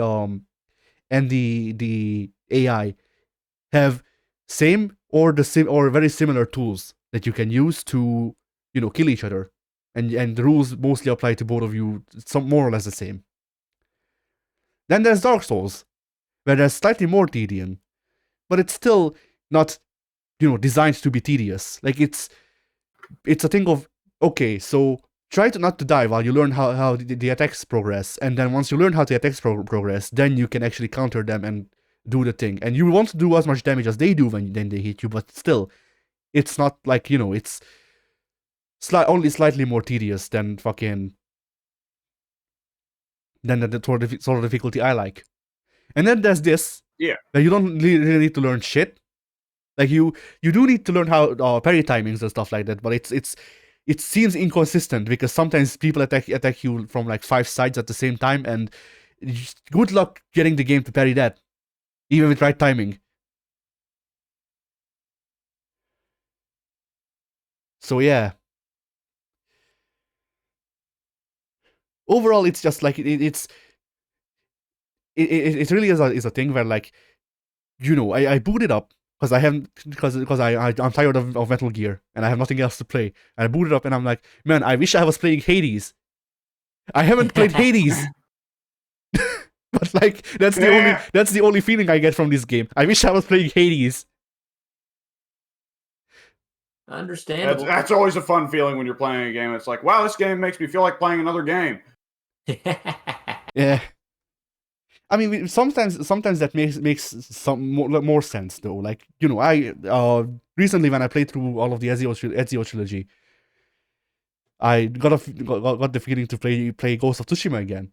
That makes sense, because Ghost of Tsushima took the Ezio trilogy as a source of inspiration, and that doesn't really undermine the game, because I was still able to enjoy the Ezio trilogy for what it was. But when the only thing the game gets out of you is feeling like you should play another game, that's bad. Yeah. Like, I wouldn't be playing Metal Gear if I was playing it and I was like, man, I wish I was playing Hitman, because Hitman does more varied stealth better. Like, the new Hitman series took all of the ways stealth was designed by its former contemporaries, I suppose, and then just put it into the game. So no matter what type of stealth you prefer, you can probably fucking do it, at least on a level. Yeah. So, like, logically speaking, I could do the like sneaking, fucking crouch everywhere and shoot people stealth that I do in Metal Gear. I could do that stealth in Hitman. Yeah. But I don't feel like playing Hitman while playing Metal Gear, usually. And then sometimes, and then School Faces appears on screen. No. I gotta step out real quick. All right. But yeah, like, I don't usually get the feeling of playing Hitman while playing Metal Gear, because Metal Gear does enough to keeps me interested in it. Even though sometimes I do feel like, man, I could do this, or I could have more fun doing this in Hitman. And like, that's the big difference for me, is the only thing I'm getting out of a game. Just, hey, this is like that other game that I saw. I didn't even play. I just saw. I would rather play that. Mm-hmm. Oh, I remember why I wanted to say it's kind of a Souls-like. So imagine this, Pink. Actually, Yeah. I don't remember how it works in Hades. But okay, actually, okay, I'm gonna ask because then I guess my point may be moot. But does Hades have stamina? No. Okay, so imagine if Hades had stamina and I don't like it. yeah, and heavy attacks take 1 pip. You have 5 pips or four pips actually. You have 4 pips of stamina. A heavy I attack. don't like it. A heavy attack takes 1 pip of stamina. Charge, No, charge, that's nasty. charge attacks also take 1 stamina, and dashing also takes 1 stamina. Ew. Also, if you charge a heavy weapon, then that takes 2 stamina. Yeah, that sounds nasty. Yeah, that's how Curse of the Dead Gods plays. That's how it was designed. Because you see, in Dark Souls, stamina is a big thing that you need to manage. So obviously, if you put it into the game, it will be as good as Dark Souls. Yeah. And like I turned on the assist mode to remove stamina, and I'm playing it, and that's where the Hades thing comes from because I was like, while playing the game normally, I was like, okay, I don't know how much this differs from Hades, but I'll give it a chance, and I gave it a chance. Yeah. And then I went to the freaking the assist mode, turned off stamina, and now I get the feeling of, man, I wish I was playing Hades, because it just plays like Hades, more or less. And then like the thing is, I probably wouldn't like Hades because I don't like the ancient Greek aesthetic or roguelikes anymore. Like I'm just fucking tired of roguelikes. I probably would have more fun with Hades than Curse of the Dead Gods. Because yeah, that's a big thing. Because at least in Hades, there's a plot. In Hades, there's character interaction. You go and talk to people and shit. The story of Curse of the Dead Gods is random explorer dude from who knows when wanders inside cave. Cave closes. Oh no. That's all of your plot. Oh. I don't think the item descriptions give plot. If they do, fuck them still.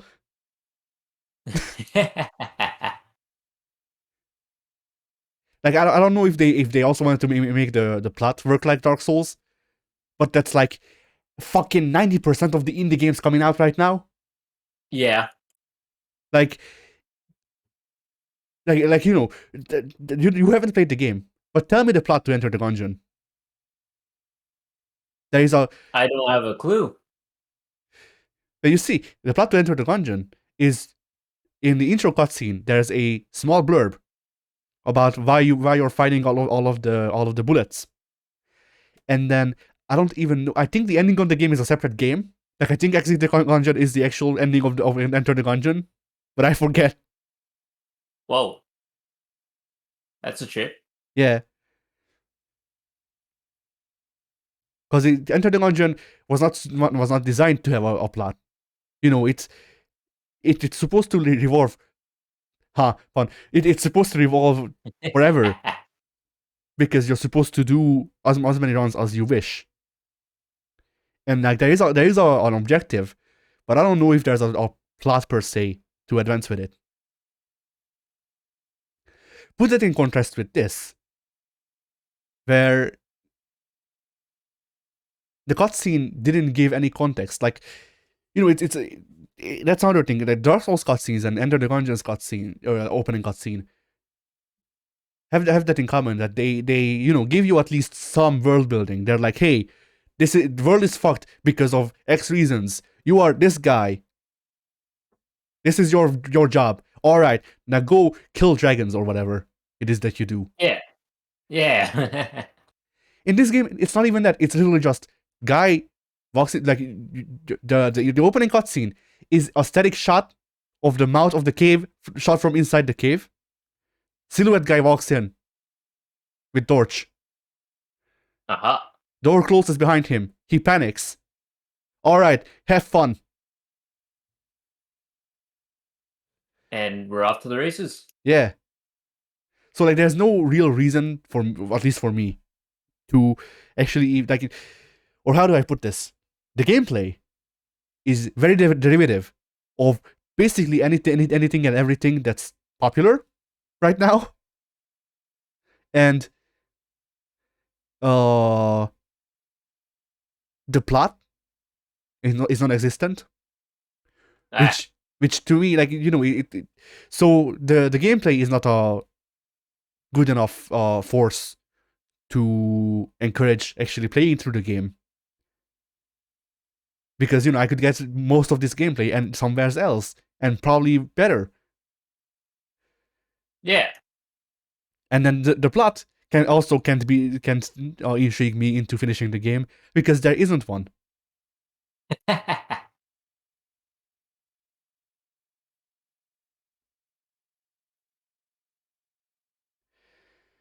So yeah, that's my video games rant's done, I guess, for today.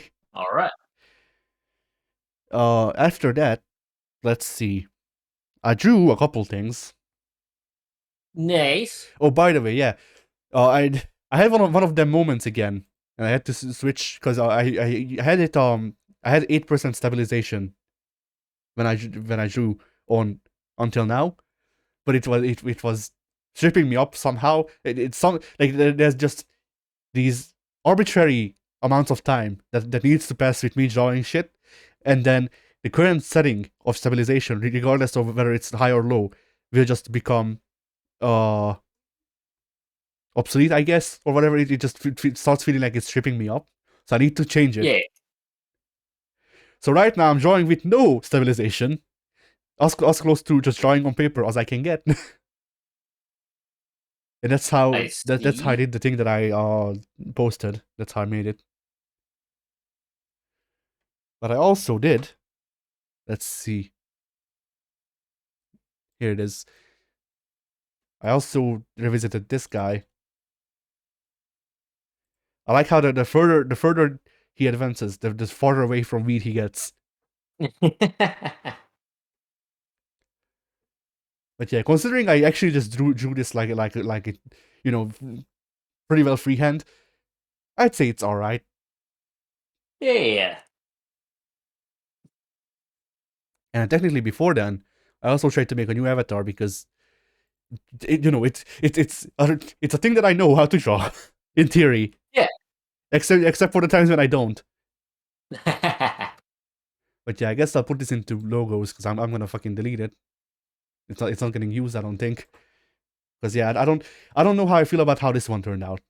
Like the Kermit is fine. This one I don't know. The like there's various things that are just kind of stinky. Yeah. I don't know what is your opinion, I guess.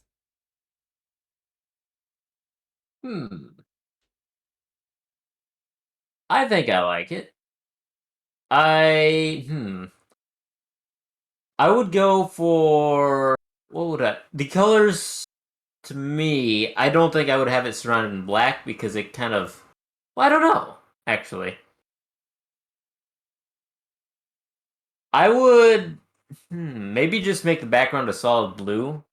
Oh, it is. Your That's the zoomed out one. That's the zoom. That's like full body version. Here's the actual I got avatar. Oh yeah, I'm looking at it as a full. I'm not thinking avatar. Yeah, I think it looks good as an avatar. I didn't like it as the full version because I was like, oh, the black kind of makes your character fade into the picture when he should be Oh, there standing is no out. black. That's see through. That's transparent. Oh, so it's just on my. Yeah, I see it now. I see it now. Yeah. Yeah, I think it looks good. All right. Thanks. Yeah, I don't know how I felt about it because I felt like the arms look off, or the Yeah, hands yeah. specifically, and the face is Mhm. also kind of doofy. Maybe a little bit. I thought the face looked fine. So yeah, But yeah, maybe I'll your sword arm is a little on the shortened side, and it should be a yeah. little bit longer. Yeah, not only that, but the hands themselves are like just fucking massive. Yeah. So yeah, I'll probably hit it with a redraw, and then maybe I'll start using it. I'm also not sure about the sword. I just ran out of poses. That's literally it. I was just like, hey, I don't know what pose to do. So Default.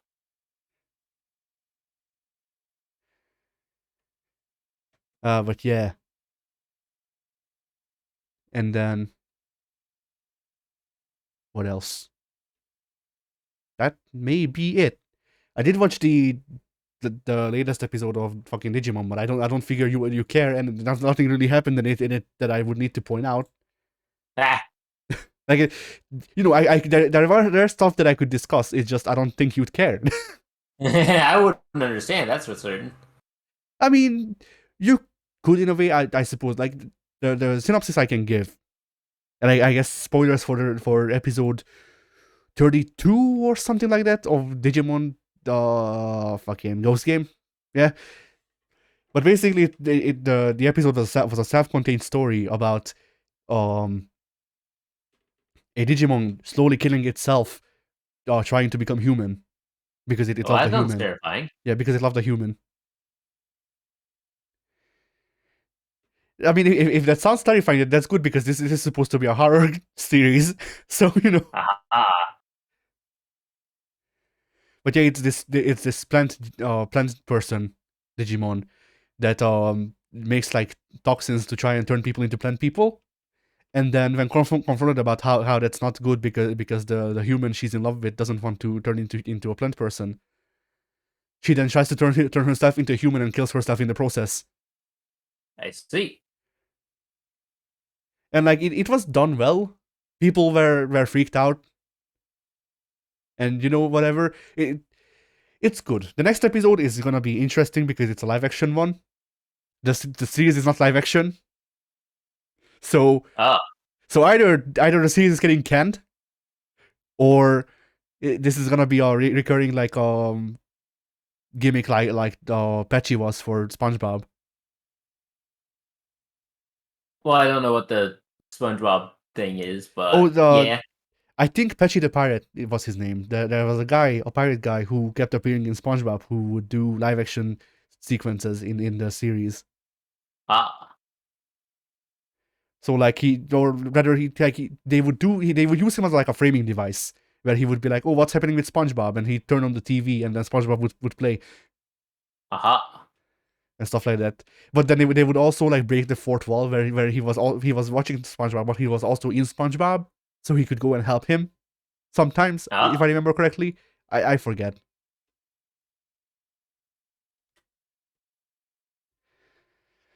So yeah. And then like technically I have stuff to talk about. It's just like personal stuff, and it would bring down the mood the mood. So I guess do you have any topics to discuss that you would like to? I don't have the slightest clue, honestly. Well then, do I have a topic to discuss? That was coming back. If I Just in the nick of heard time. correctly.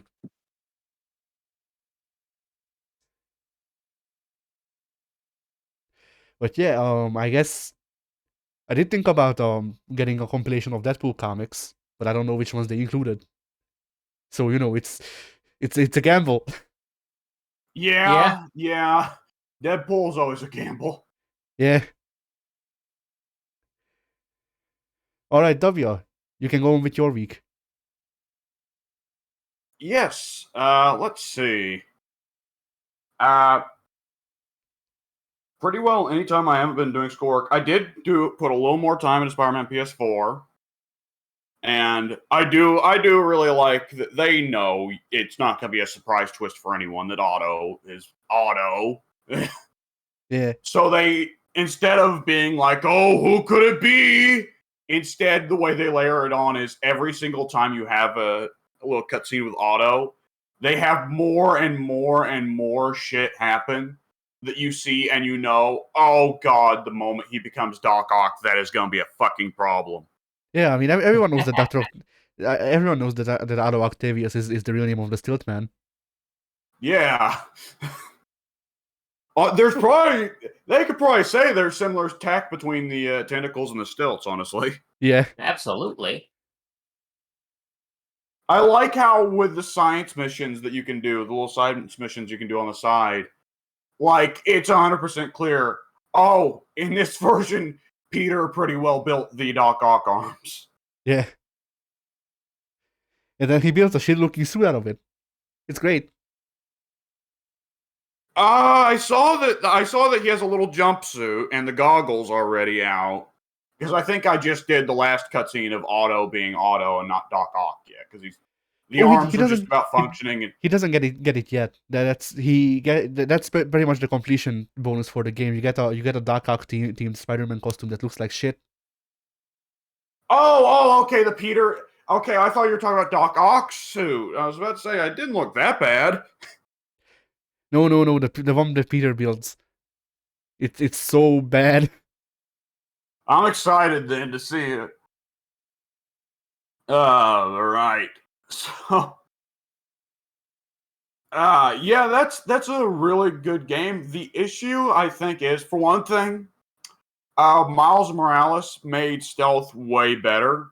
The first and most obvious change that Miles Morales made to make stealth better was, in Miles Morales, the game does not say, okay, you've stealthily knocked out too many thugs in this hideout, time to auto start combat.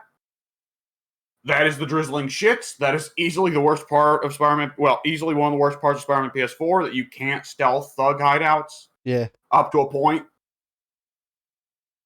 And Miles Morales just turns that off altogether. Oh, nice. And on top of that, what Miles Morales does, in addition to the fact that Miles can obviously turn invisible, which is by itself, of course, a massive change, is also, I did not know that there are not,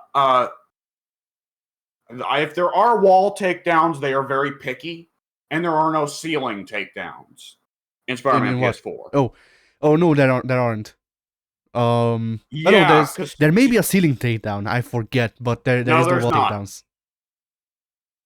Because in Miles, like, ceiling and wall takedowns are super fucking useful. Like, I remember when I started playing Miles Morales and I started using the wall and ceiling takedowns, I was like, wow, this makes stealth so much better in this game. I must have not liked the stealth in Spider-Man PS4 because I didn't realize the ceiling and wall takedowns existed. No, they just didn't exist. Yeah. Like, the ceiling and wall takedowns are so good because they make it feel like you're actually stealthing like Spider-Man should. Whereas Spider-Man PS4, the stealth, it just feels like Batman, you know? Yeah. I mean, it feels like Batman is doing a Spider-Man cosplay. Are you saying it's not Spider-Man-like to fling yourself 50 feet into the air and then do like a dive kick onto a guy and have that count as stealth? That's pretty silly. I always figured that's an auto combat starter, but then I did that accidentally during stealth and no one got alerted, and I was like, what the fuck? How did no one hear that? Yeah. I fucking dive kicked that motherfucker through like 2 pallets across the world so hard it made a sonic boom when I made contact, and the other thugs are like, it must have been the wind. It's fine. In the wind. It's fine. He sucked anyway. Nobody likes him. Yeah, I did. I never liked that guy. Hey, kill this guy next.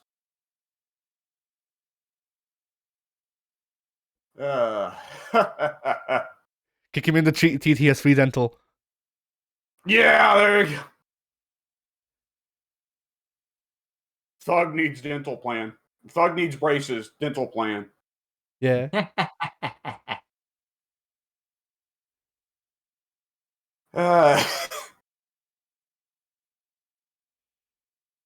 All right.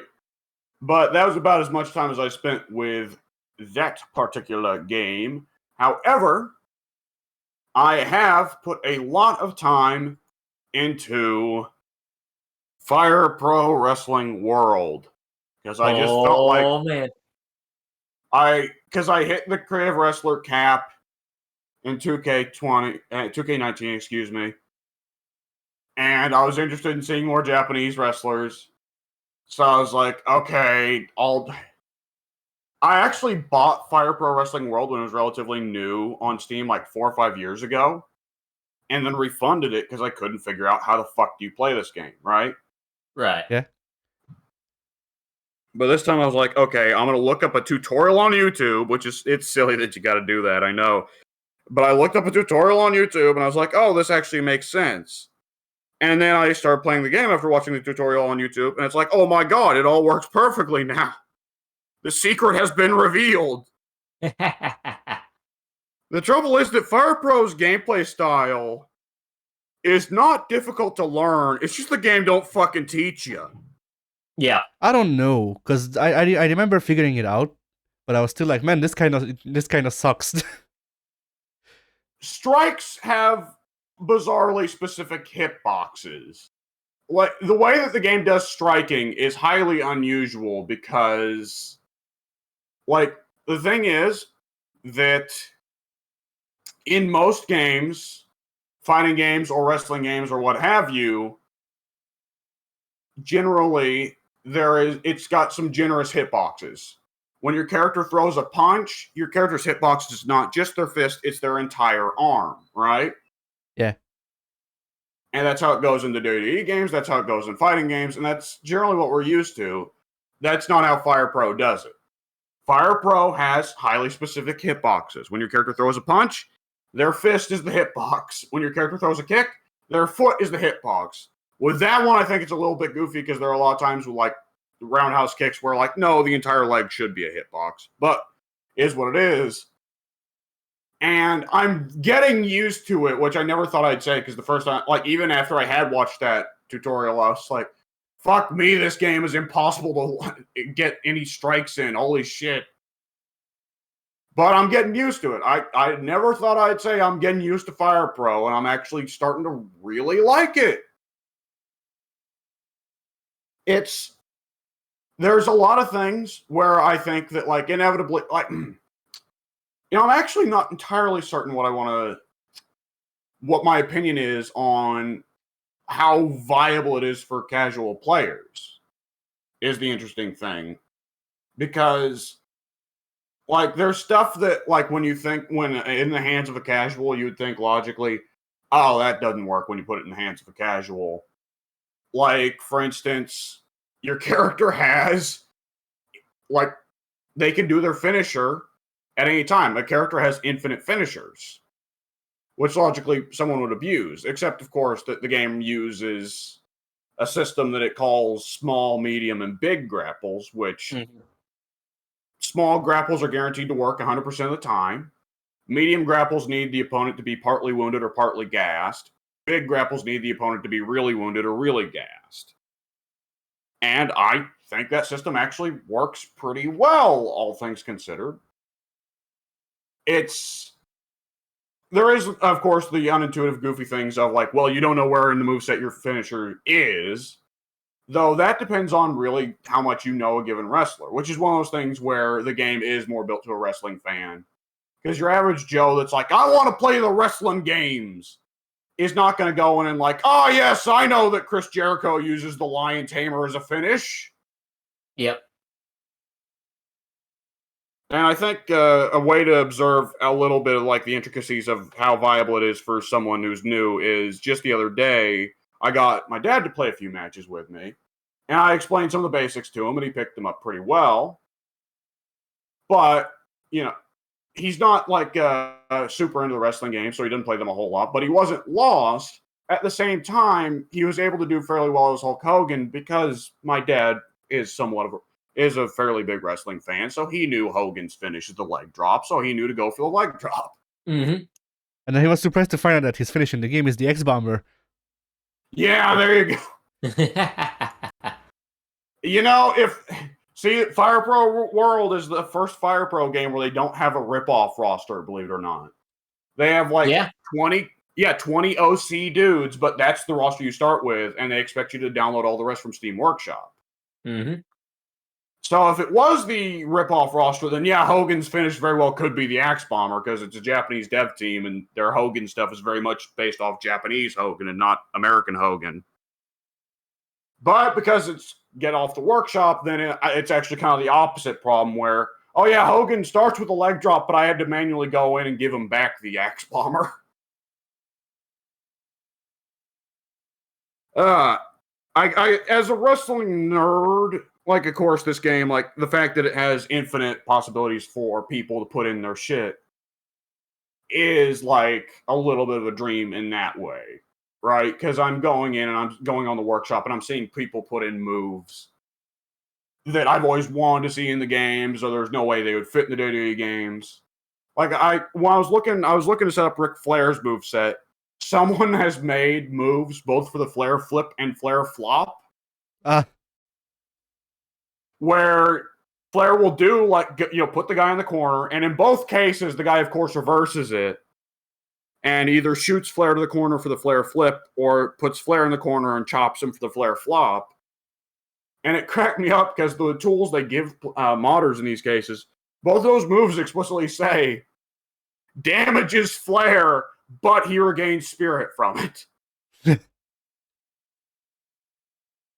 And there's been several moves I've run into, like, where it's a move where a wrestler's signature thing is where they get hit with something. There aren't a whole lot of wrestlers whose signature spots include them getting hit by something, but there are a few other than Flair. Yeah. Like, for instance, Rick Rude always overselling atomic drops. Someone put that one in. And it is a little bit goofy, but also a little bit fun to have a move where it's like, I get hit, but sure.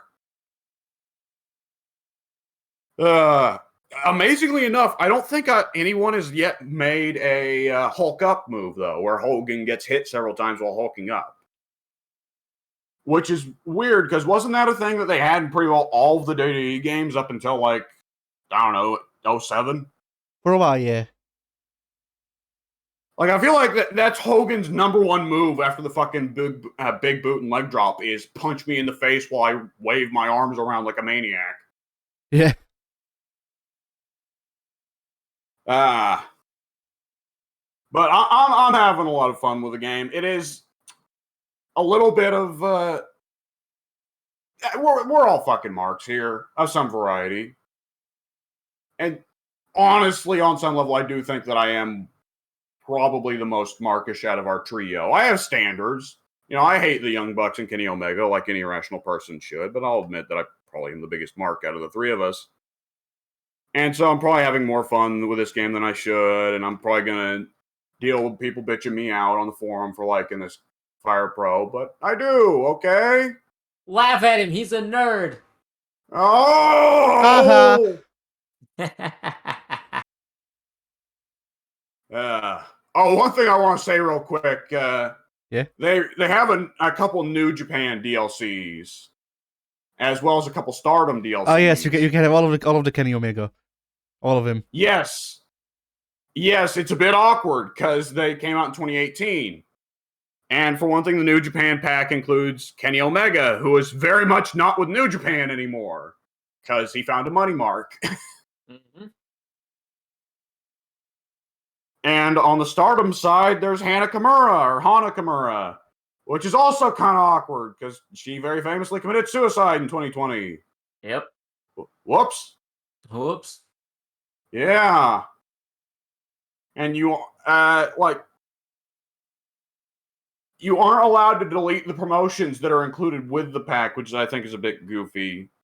Because, of course, like the New Japan and Stardom wrestlers are both grouped by what stable they're in. And I'm grouping wrestlers based on what era they come from.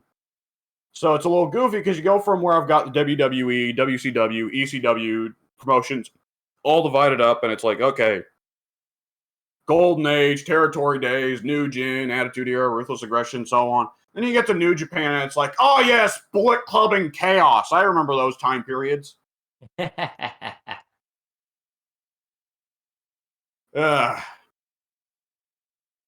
All right, that's about all I've got to say about Fire Pro at the moment. So, and I think that's pretty well the extent of what I did with... Oh, SmackDown! Right, I nearly forgot about SmackDown. Whoops. So, yes, SmackDown. There wasn't a whole lot of really remarkable stuff about SmackDown this week. I am sad to say Drew Gulak did not get beat up by Charlotte this week. He got beat up by Gunther. Right. Somebody entirely new this time. Yeah, Drew Gulak's new gimmick is Jobber to the Stars. He is, I guess, going to be the... Well, actually, no, never mind. That joke is bad. Continue. What'd you say? I think that the joke is bad. Continue. Okay. Yeah, it was. I know it's for copyright things, but goddamn, I can't get over how silly it is that his name is Gunter. You know. They can't call him Waller anymore because Aquafina will sue. Yeah. Walter is not a human right. Get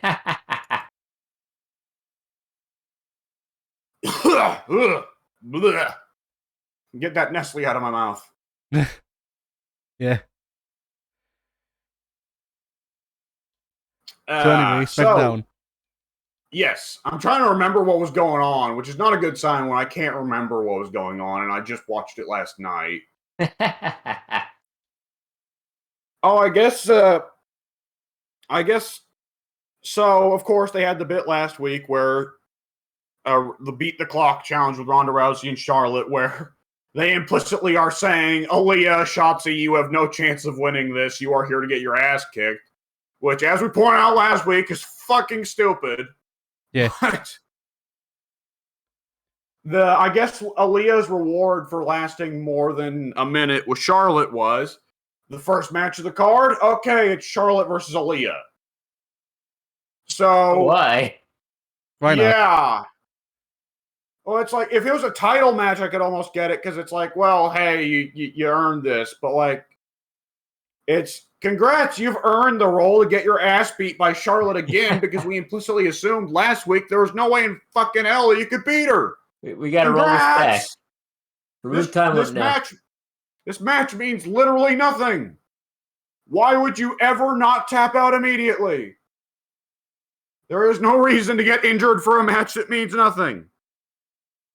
I honestly don't remember how most of the match really went. I want to say it boiled down to Charlotte. Like, for one thing, they have Aaliyah just stand there while Charlotte cuts a promo, not even on her necessarily, or cuts a promo on her and Ronda at the same time to the crowd instead of to her, and Aaliyah just stands in the corner and takes it.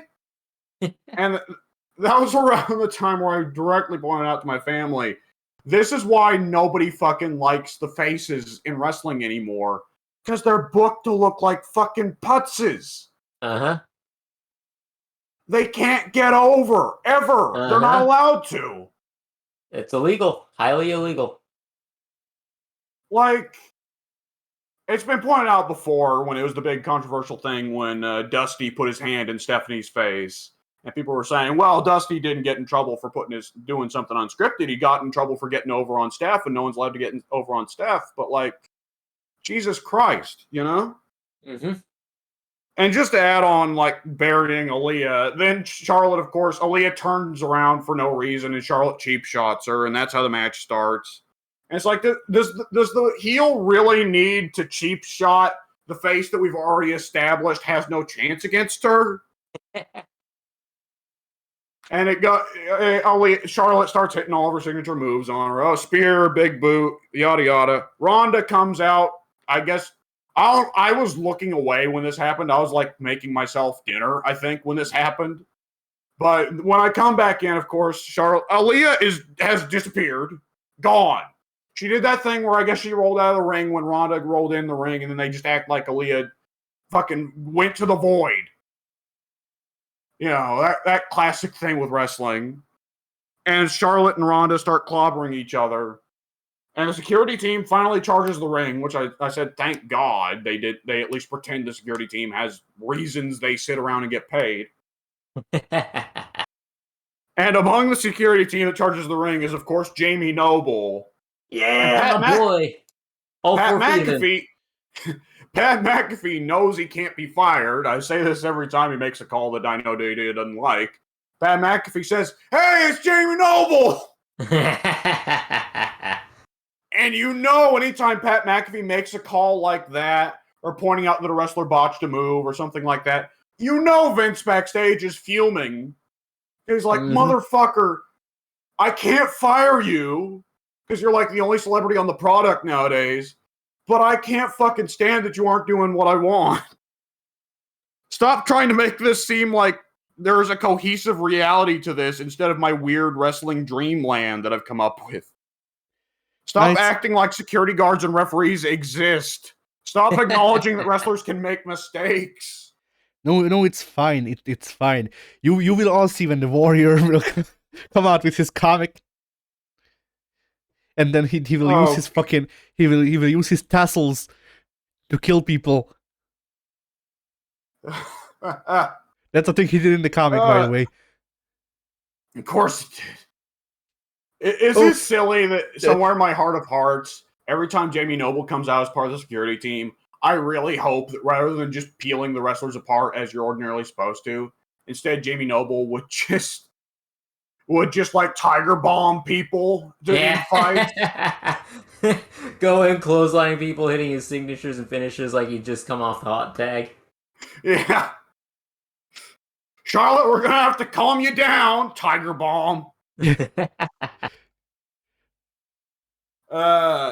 thing that did crack me up, it's always Charlotte, we need to calm you down. He does a burning hammer through the announce table. Why not? Of course they do the bit where the security team can't keep Ronda and Charlotte apart. And like, I know that's supposed to get Charlotte and Ronda over. The trouble is that near everyone on the security team is bigger than Ronda, so it just looks goofy. Charlotte, you can almost buy because Charlotte is about the same size as most of the security team members, but Ronda, it's like, fucking come on, guys.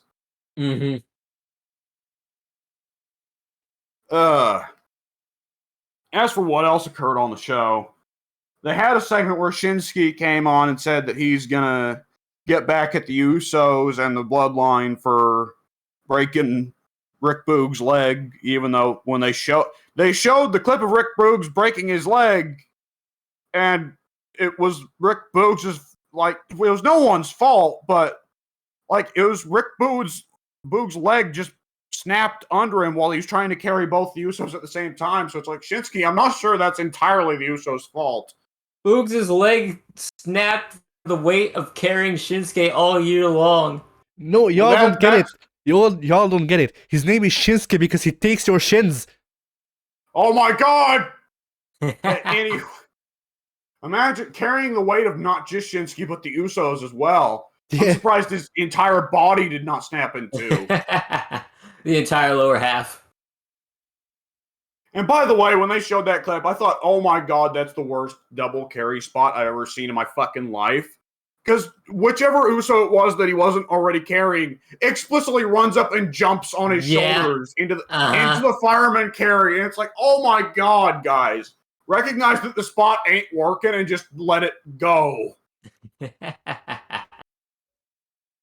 It's better to have an unremarkable spot than the one that's like, really? You jumped up so that you could get Samoan dropped? Absolutely choreographed. Oh, fuck. I mean, I could see the jumping thing making sense, but not like explicitly running up to him and jumping on his shoulder. Like if they try to do like a fucking springboard move, you know. Well, yeah, if it's a catch, but it was honestly Uso. The Uso runs in from the ropes, runs up to Boogs while he's already got the other Uso in a fireman's carry, and jumps up on top of the other Uso. He should have at least tried to do like a crossbody then. You could believably turn that around. Like, fuck. Well, they were already, as it turns out, they were already at significant risk of harming Boogs to begin with. So could you imagine if he did a crossbody and not only broke Boogs' leg, but also gave him a concussion and probably broke the other Uso's ribs in the process as well? Oh, Jesus. That was dumb. So Shinsky comes up and he talks with the interviewer, and God bless Shinsky. You can tell Shinsky's trying to learn English, but the Japanese accent is too strong.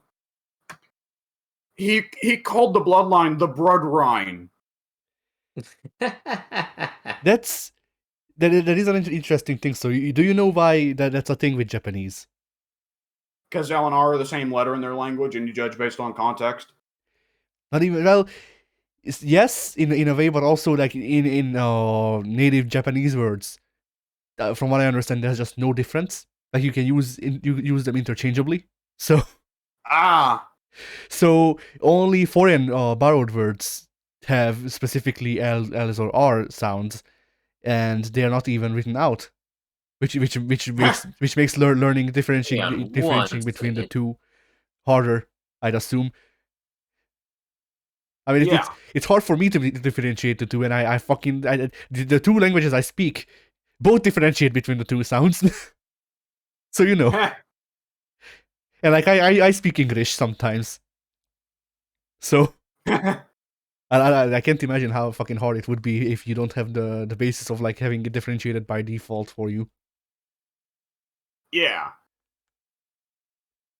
He also called Roman Reigns Ramen Reigns. Yeah, that's also a Japanese thing. There is no a or no a, or if there is an a, it should be written with an e. I guess Okay. So to get Roman, it is the closest you would get. That would be Romen.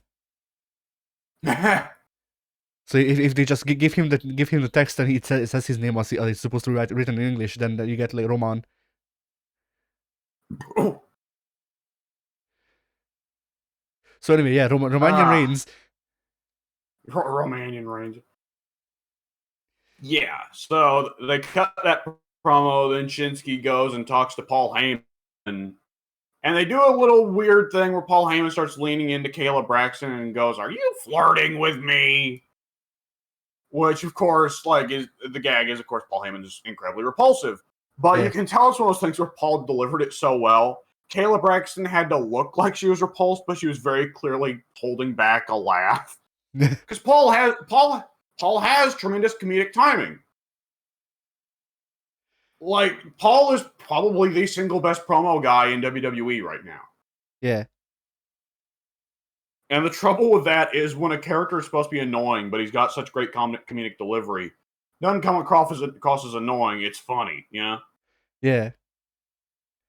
Like it's strange because I love Paul Heyman except when he's with Brock, but I think that's just because I hate Brock. Yeah, and when Paul tries to put Brock over, he does the same shit. Ladies and gentlemen, my client, Brock Lesnar. Ah! I remember in one of the Wrestling Empire games, Brock's fake name is Mike Lyant. Michael Lyant. Mike. You remember before that, it used to be Bork Laser. Yeah. All right. Yeah, and Sammy goes and says to Paul, "I'll go beat up Shinsky. Don't you worry about it, Paul." And Paul's like, I didn't really ask, but okay. And Sammy goes out and has a match with Shinsky. And I said this, I think, last time they had a match between Sammy and Shinsky when Sammy took the Intercontinental title off them. Sammy is not really a great wrestler. He's just he's above average. He's good. He's passable. I mostly just like him for his character and for the fact that he's one of the only guys who can take modern WWE scripted promos and not make them sound like complete ass. And Shinsky, generally pretty bad wrestler. You get some kicks, that's about it. They're not super good kicks, but because he's strong style, he still hurts people. He doesn't really do any moves since they won't let him do the whole reverse power slam thing since he nearly killed Cena with it. And since he's horribly out of shape, anytime he has to do his crazy shaking, jumping up and down, this may be offensive, epileptic type stuff, like his man boobs are just bouncing everywhere and his gut fat is just bouncing everywhere. But for whatever reason, you take these two and you put them together, they can put out a good match. And they did. It was a fun, good match. I liked it. And they ended in a way that I kind of liked. You know, it's lazy and it's kind of a dusty finish, and those get tired pretty quickly. But either which way, at one point, Sammy runs out of the ring. Sammy's gimmick is now he just retreats every time there's anything that's annoying him. Shinsuke goes out and chases him. They run behind the commentary desk, forcing Cole and Pat to step up and get out from behind the commentary desk. Shinsuke crawls on all fours right by the seats, gets tangled up in Cole's headphone cords, so Cole has to untangle him. And then just as Shinsuke gets untangled, Sammy big boots him and runs in the ring just as the ref counts out 10. I thought you meant Sammy just completely left the match. I was going to ask if his new gimmick is that he's Kevin Nash. Yeah. Well, for about 4 weeks, yeah, that was Sammy's gimmick. He just leaves. Fuck off. Speaking of leaving, they had the new segment of New Day versus Sheamus and Botch Holland. And again, they went, where's Butch? Where's Butch? Maybe he's in New York. Maybe he's in London. Maybe he's at Coachella. Again, which is like, was that not fucking stupid enough the first time? Okay, thanks. And they have, it's New Day versus Sheamus and Botch in a tables match because after Sheamus and Botch's last match against New Day, they had Sheamus, for no real reason, pulled out a table and put Xavier through it. So now this week it's a tables match. Whoop-de-fucking-do. Which, it's been said before, and it'll be said again, when they have these meaningless gimmick matches like this, it really demeans the gimmick. Table matches are not nearly as exciting now as they were 20 years ago. Nah, just have a hardcore match every week. It's fine. Yeah. Have hardcore match. Have Mick Foley lose an ear every week. A hardcore match where you will only ever see chairs, trash cans, tables.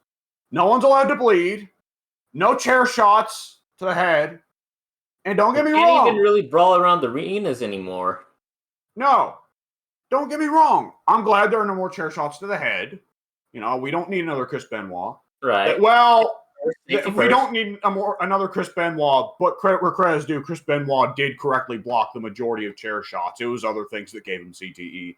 Yeah. It was the other signature move of his, the falling headbutt. Yes. They're literally headbutting everything. He learned from Japanese wrestling. Yes.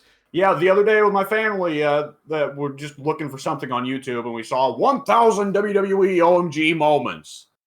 And it was just legitimately 20 minutes straight of just highlight compilation of that shit. And at one point, they do, of course, when Benoit did the diving headbutt off the top of the ladder, and he did not fake it at all. He legitimately dropped head first on the other motherfucker's head. And I just turned to my family and said, so that's why Chris Benoit killed his wife and son.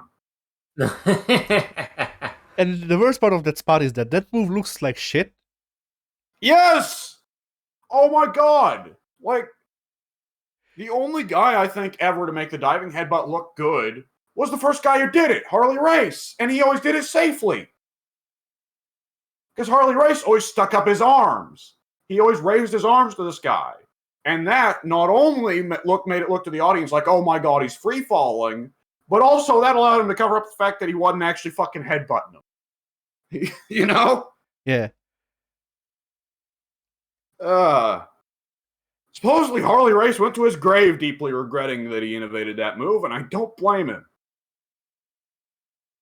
I gotta ask, because that move killed Chris Benoit, put Dynamite in a wheelchair, played a big part in Daniel Bryan's temporary retirement. Did Tiger Mask ever suffer real bad because of the diving headbutt? Because if we're like 4 for 4 there, that's pretty brutal. Maybe I would need to look it up. I don't know enough about Tiger Mask. Right. It also depends on which one, I guess. Yeah, there are like 7 Tiger Masks or more. What, the original? Well, you know what? The original did think it was a good idea after wrestling to go into MMA, so maybe it did cause him brain damage. I mean, look, he worked for Inoki, didn't he? That is true. That is very true. The more I read about Inoki, the more it's like, man, that guy was a piece of shit. I don't even know anything about Inoki. I know enough about Inoki to laugh at him, pretty much. Yeah. Well, the Muhammad Ali thing is the most pathetic thing for him personally. And it's a little bit of fuck you, man. You put Muhammad Ali in a wheelchair way earlier than he should have been. Though Muhammad Ali was always going to suffer in his late life because of the brain damage. But either which way, like he had the thing with, which I only learned about this a few months ago. New Japan's big star throughout the 90s was Shinya Hashimoto, who was kind of a big pudgy dude, kind of fat. My understanding is, I'm not an expert on him, but my understanding is he had kind of a Mick Foley type charm to him where audiences loved him because he was kind of a big pudgy fat guy that you don't expect to be dominant in wrestling, and yet he was. He was super over, and Inoki hated him because, for one thing, he was fat, and for another thing, he was not a legit shooter. And Inoki famously thinks every wrestler should be a legit shooter.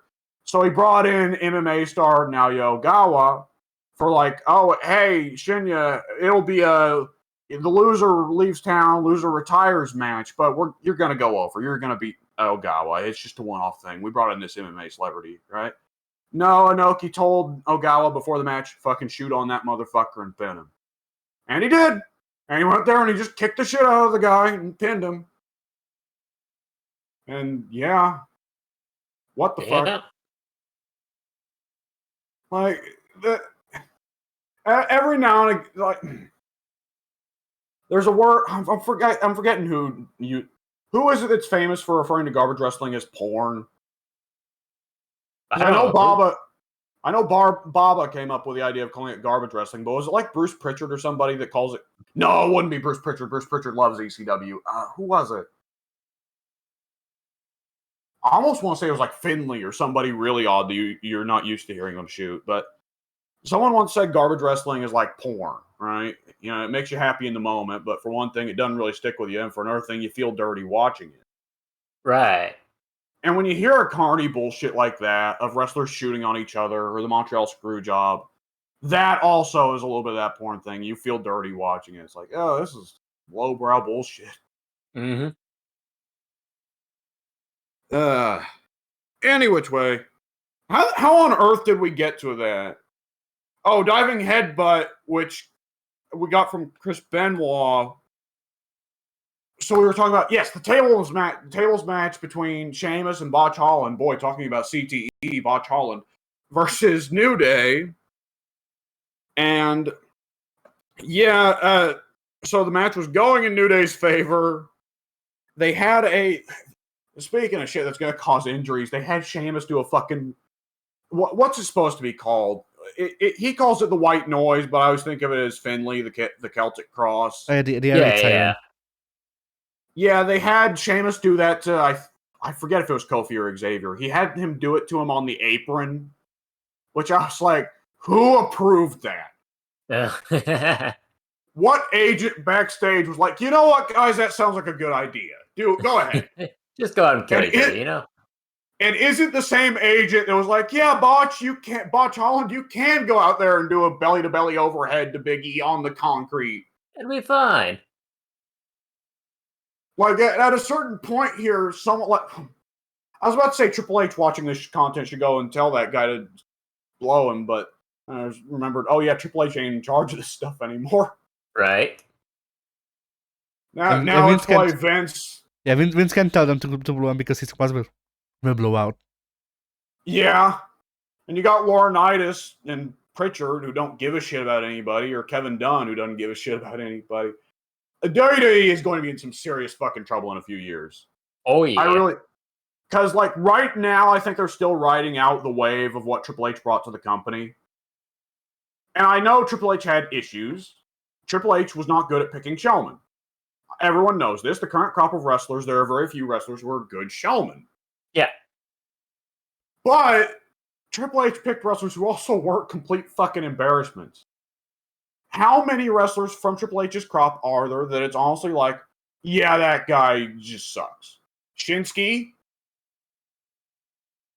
Shinsuke? Yeah.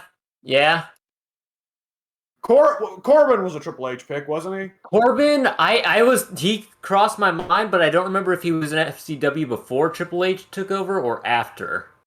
He might have been one of those early FCW guys like Rollins, Wyatt, and all those other goobers that were kind of there in the transitional period.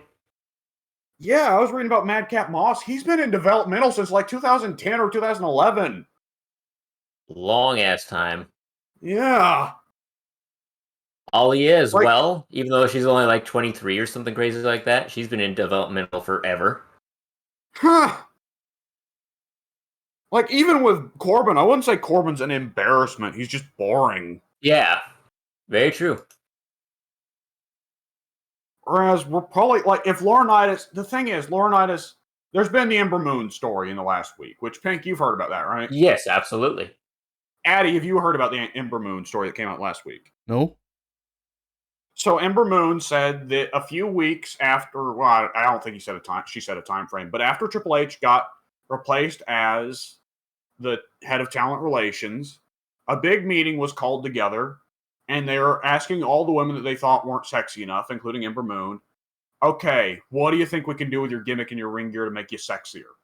To make you more like Mandy Rose? And Ember Moon directly said, yeah, I quit because of that. I love Mandy, but not everybody on the roster needs to be Mandy Rose. And you know who's in charge of talent relations after they got rid of Triple H, Addie? Laurinaitis. Johnny fucking Ace. He's back with a vengeance, baby. Mister, let's bring all the women wrestlers in from lingerie magazines and not have a single match over 3 minutes. Uh-huh. Was he the one who signed Kelly Kelly?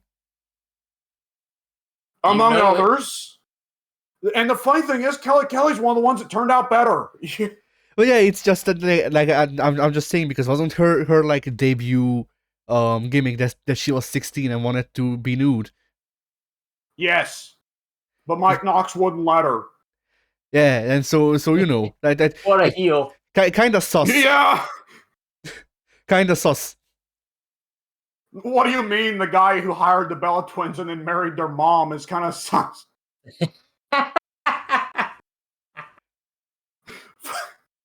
Fucking Laurinaitis.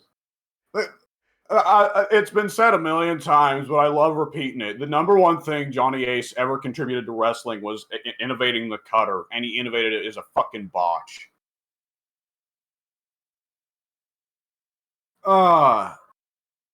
Like, do we have any idea what Hunter even does for the company now? Not a clue. Like, I mean, isn't he still CEO or whatever? Yeah, but he's not in charge of talent relations or NXT anymore. But yeah, but I'm assuming that means that he still gets to do, like, you know, big important person stuff off screen. Well, they probably send him to do conferences and stuff, but that's just a talking job there. Yeah. Mm-hmm. And like the thing is, CEO and COO are positions that largely do whatever the owner wants them to do. And everybody knows Vince is the biggest control freak on the fucking planet, so that means Triple H does nothing. Yeah, true. And like Triple H, I mean, let's look on the bright side. Triple H gets to recover with his children around, you know. That is true. That is a legitimate bright side. If Triple H had been in that position still, he might be dead now. He might actually be dead, which is crazy to say. Yeah. Like, it does seem like anytime someone gets in this kind of position, major position of power in wrestling, they are either someone who has bizarre opinions, like Vince McMahon or Vince Russo, or they're a money mark, like Dixie Carter or Tony Khan or even Ted Turner to a certain degree. Or they just tear their hair out and quit because they're like, fuck it, I can't take it anymore. Like Triple H or Jim Cornette, though Triple H was, of course, fired. And was Cornette fired from OVW? Was that the Santino thing? Yes. Yes. Though Cornette did leave the booking role at WWE directly because he was tearing his hair out at that. Yeah. But yeah. Like, it just seems like there's only 3 kinds of people in wrestling leadership, you know? Yeah. It's a circus.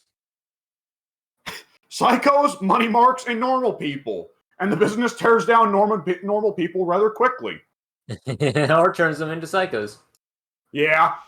You know, I've honestly wondered over the last few, years, how much of Cornette's stuff is shtick, you know? Yeah. I know Russo says that all the time, and you can't believe what Russo says, but, you know, even a stop clock is right twice a day. It has been alleged.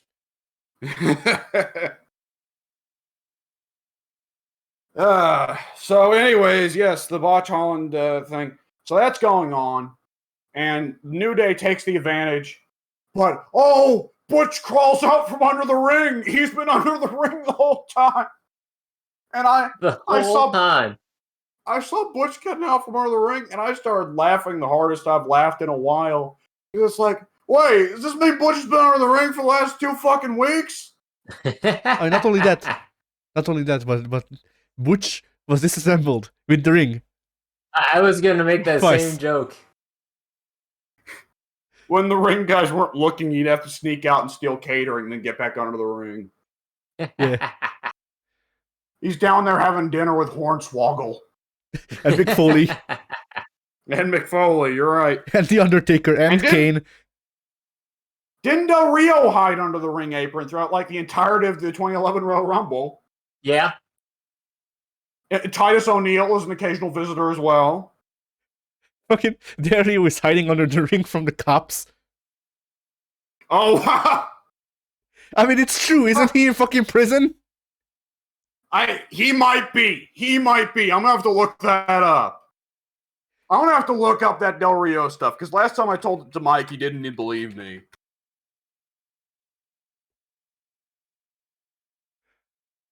Okay, I'm looking it up. Let's see.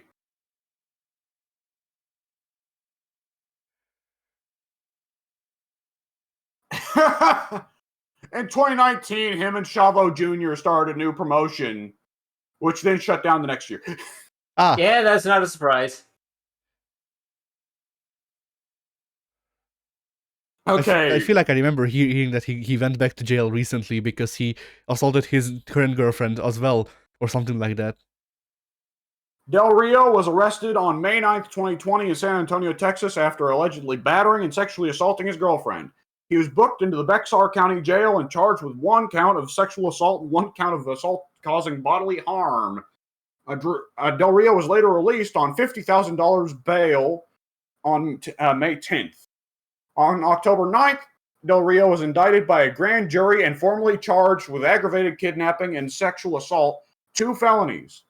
Del Rio's trial was delayed several times until the charges were ultimately dropped on December 10th, 2021. He got charged, but they got dropped. This man is walking free. There is no justice. There is no justice. The thing is, he couldn't go into the ring with Kane, Addy, because Kane would take him to hell. Yeah. Oh, hey. It saves me the trouble of coming to find you. Yeah. The devil's favorite demon's getting a promotion, baby. Why do you think he became the mayor of Knox County? Knox County, alternatively known as Inferno. Yeah. No, Knox is just the letter half. The 7th circle of hell, Knox County. No, Knox County. No, fuck. The full name of the county is Infernox County. Yeah, there you go. It's the 8th circle. Alright. Yeah, Butch gets out from under the ring, starts clobbering the New Day guys. Sheamus and Botch drag Xavier into the ring, and they rock bottom. They do a double rock bottom or double choke slam, I don't know which. Xavier through the table. Botch doesn't set it up entirely properly, but Sheamus carries it through anyways, because Botch doesn't know what he's doing, but at least Sheamus does. And immediately after Xavier gets put to the table and the bell rings, Butch slides into the ring and just gets on top of Xavier and starts pummeling him immediately. And Sheamus just has to drag Butch off of Xavier like, Jesus, man, what the fuck? And, like, Pete Dunne looks very silly in this gimmick, them making him wrestle. And, like he's making him dress like he's a fucking 1800s era gangster. Yeah. But I love the gimmick of this guy is psycho and won't stop attacking people for seemingly no reason well after the match is done, and his partners keep having to peel him off of them. Yeah. A lot of people hate it because Pete Dunne is one of their indie darlings, but I think the gimmick is great and probably the only way he would have ever gotten over on the main roster. Well, it's going to happen no matter what, because WWE's new trend is let's rename everyone to something more copyright friendly, right? Oh, yeah. Oh, yeah. Or more specifically, Vince is sick of guys going and wrestling on other promotions using his names. Absolutely. Supposedly, Vince got fucking pissed when Diesel and Razor Ramon left for WCW. Vince was like, oh, well, this is going to work out fine. They're going to have to wrestle under another gimmick because they can't take Diesel or Razor. Then when Diesel and Razor go over, yeah, they wrestle under the real names, but they're also clearly still using the Diesel and Razor gimmicks. Mm-hmm. And, like, I've heard a couple shoots where they've said, yeah, that pissed Vince off. Oh, yeah. He tried to sue WCW. Well, what's he gonna do? Fucking sue him for the fact that that Scott Hall is doing a Cuban accent? Uh-huh. He tried. He tried. He failed. He failed miserably, but he tried. Scott Hall doing a Cuban accent is his intellectual property. He came up with it first. Yeah. Yep. That's more or less what he was suing them for. Scott Hall, you know, in 2007 or whatever, was out drinking with a friend and just as a joke did a bit of a Tony Montana impression. And Vince kicked down the door with the whole legal team behind him. He's got that Nintendo awareness. Yeah. Take that, small Brazilian orphan. In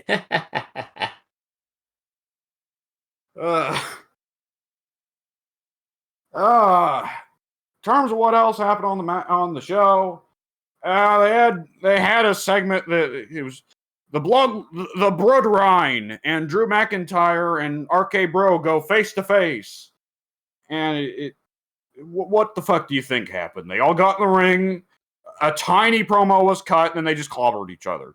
Absolutely, and I'm going to step out for a moment here. All right. Fucking yawn. Oh. And it's funny, you know, just the other day I was hearing Jim Cornette shoot on how Randy Orton got the marijuana policy in WWE finally lifted, and wrestlers can smoke pot now freely. And supposedly before that, it used to be called the Orton policy. So what you're saying is they can rehire RVD, Evan Bourne, and Jack Swagger. Yeah. But I saw Randy Orton. Randy Orton's probably been wearing this shirt for a while now, but I've now noticed Randy Orton's shirt in very plain green text. Like in an imitation of the Austin 316 shirt, right? It's that same font. Yeah. But the text is green instead of white. It says RK Bro 420. Jesus Christ, Orton. He went full fucking just read, bro. Yeah. Well, that's actually kind of the great thing about the RK Bro gimmick here is that, like, on one hand, they can do a little bit of the goofy thing where Matt Riddle is a bit of an idiot and a bit goofy and doesn't know when to turn off the goof bro act. And, you know, Orton does. But at the same time, the gimmick can be fun because it's like, everybody can see this stuff and know that Orton's been playing the badass Viper for 10 years, and he was playing the cocky Legend Killer for 5 years before that. But when you see the RK Bro stuff, it's like, yeah, this is who Randy really is. I for one look forward to their WrestleMania entrance next year when they'll be coming out to F Romans because I got high. Well, no, actually, no, they won't come out. The team will play, their team will show, but they got high. You just see they ought to have like a bunch of smoke machines. Yeah, blast green smoke. Put these smoke machines in the gorilla position. Yes. So that the smoke comes out of the way. And then and even if Randy and no, they couldn't ask Randy and Riddle to work while high. That would be irresponsible. No, they should give them contacts with that give that effect. Yes, exactly. I was about to say just have them rub their eyes real hard, right? Yeah.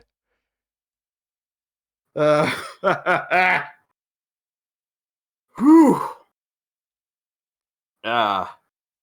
You know, like. And then that team finisher is both of them doing the overdrive at the same time. Oh yeah, because nothing says I'm a stoner like I think this will work. Yeah. You know, like as silly as it is, goofy gimmicks like Arcade Bro and stuff like that, goofy storylines like that. Between that and the crazy athletic matches that can sometimes happen, like it veers hard how sometimes I'll see shit like wrestlers doing carny shit to each other or doing hardcore spots they really shouldn't do, and I'll be like, man, I hate wrestling. Then I'll see goofy gimmicks like that or fun storylines or crazy athletic matches, and it's like, God, I love wrestling. You know? Yeah. It's a unique beast. Yeah, some of these goofy stuff is things that they could even work with more of the roster, but then they don't. Like Balor is kind of my guy, I guess. I never even I saw him wrestle once, and he won the Universal title and fucking got injured in 2 seconds. The same 2 seconds. But you know, that's a thing. Like I got into wrestling, and I was a Mysterio mark. And not long after I started watching wrestling, he won the WWE title, and Cena came out and pinned him. So basically, you don't want me to like you because you will lose your title in the same match that you win it in. Please start liking Baron Corbin. No, I have I have my limits. Well, here's the thing: your guys may lose their titles, but at the same time, you liking a guy does make him win a title. That is true, I guess. There are some guys out there who should have at least got one title run, even if it was short. But yeah, like Balor, is very underwhelming. Like especially right now, but just the overall is very underwhelming. Both because well, for one, I don't know if that's a Balor problem or a WWE problem, but he doesn't differentiate his moveset between the two gimmicks, and he also doesn't get to do the two gimmicks. Yes, that's exactly what I was about to say. If there's a problem with Balor, it's that he doesn't have a gimmick, even when he looks like he should have a gimmick. The trouble is, though, that in spite of that rather glaring issue, Balor is always great to have around just because he looks great. He's very athletic. He can do long matches. And more than anything else, like Balor's one of those big cases. Balor's entrance is his gimmick.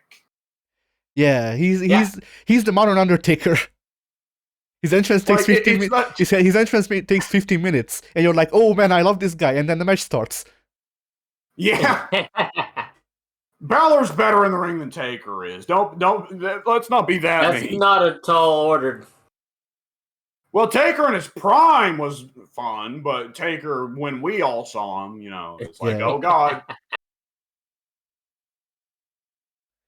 Like, it is funny how just little things like that, it's like, oh, that's your gimmick. You know? Yeah. But I just wish that they actually... Yeah, go ahead. I was just going to say, like, there have been plenty of guys in wrestling history where their move was their gimmick. They didn't have anything else, but you knew that you were going to see a cool move tonight. I mean, I don't even know if I'd say cool, but like Daniel Bryan. His gimmick after Team Hell No was either a word or I am not Chris Benoit. Yeah. Daniel Bryan at least had the thing of he's the underdog. He's always the underdog. which of course didn't work whenever he had to actually get the title and hold on to it for a long time because you can't be the underdog and the champion at the same time. Right. But that's why he got injured every time he won the championship. It was very tactical on his part. But Daniel Bryan always got over. Well, of course, we all know that in large part Daniel Bryan got over most of the time because the fans think Vince doesn't like him. But at the same, like when Daniel Bryan also got over with casuals, it was because Daniel Bryan was, and even now still is, the ultimate underdog.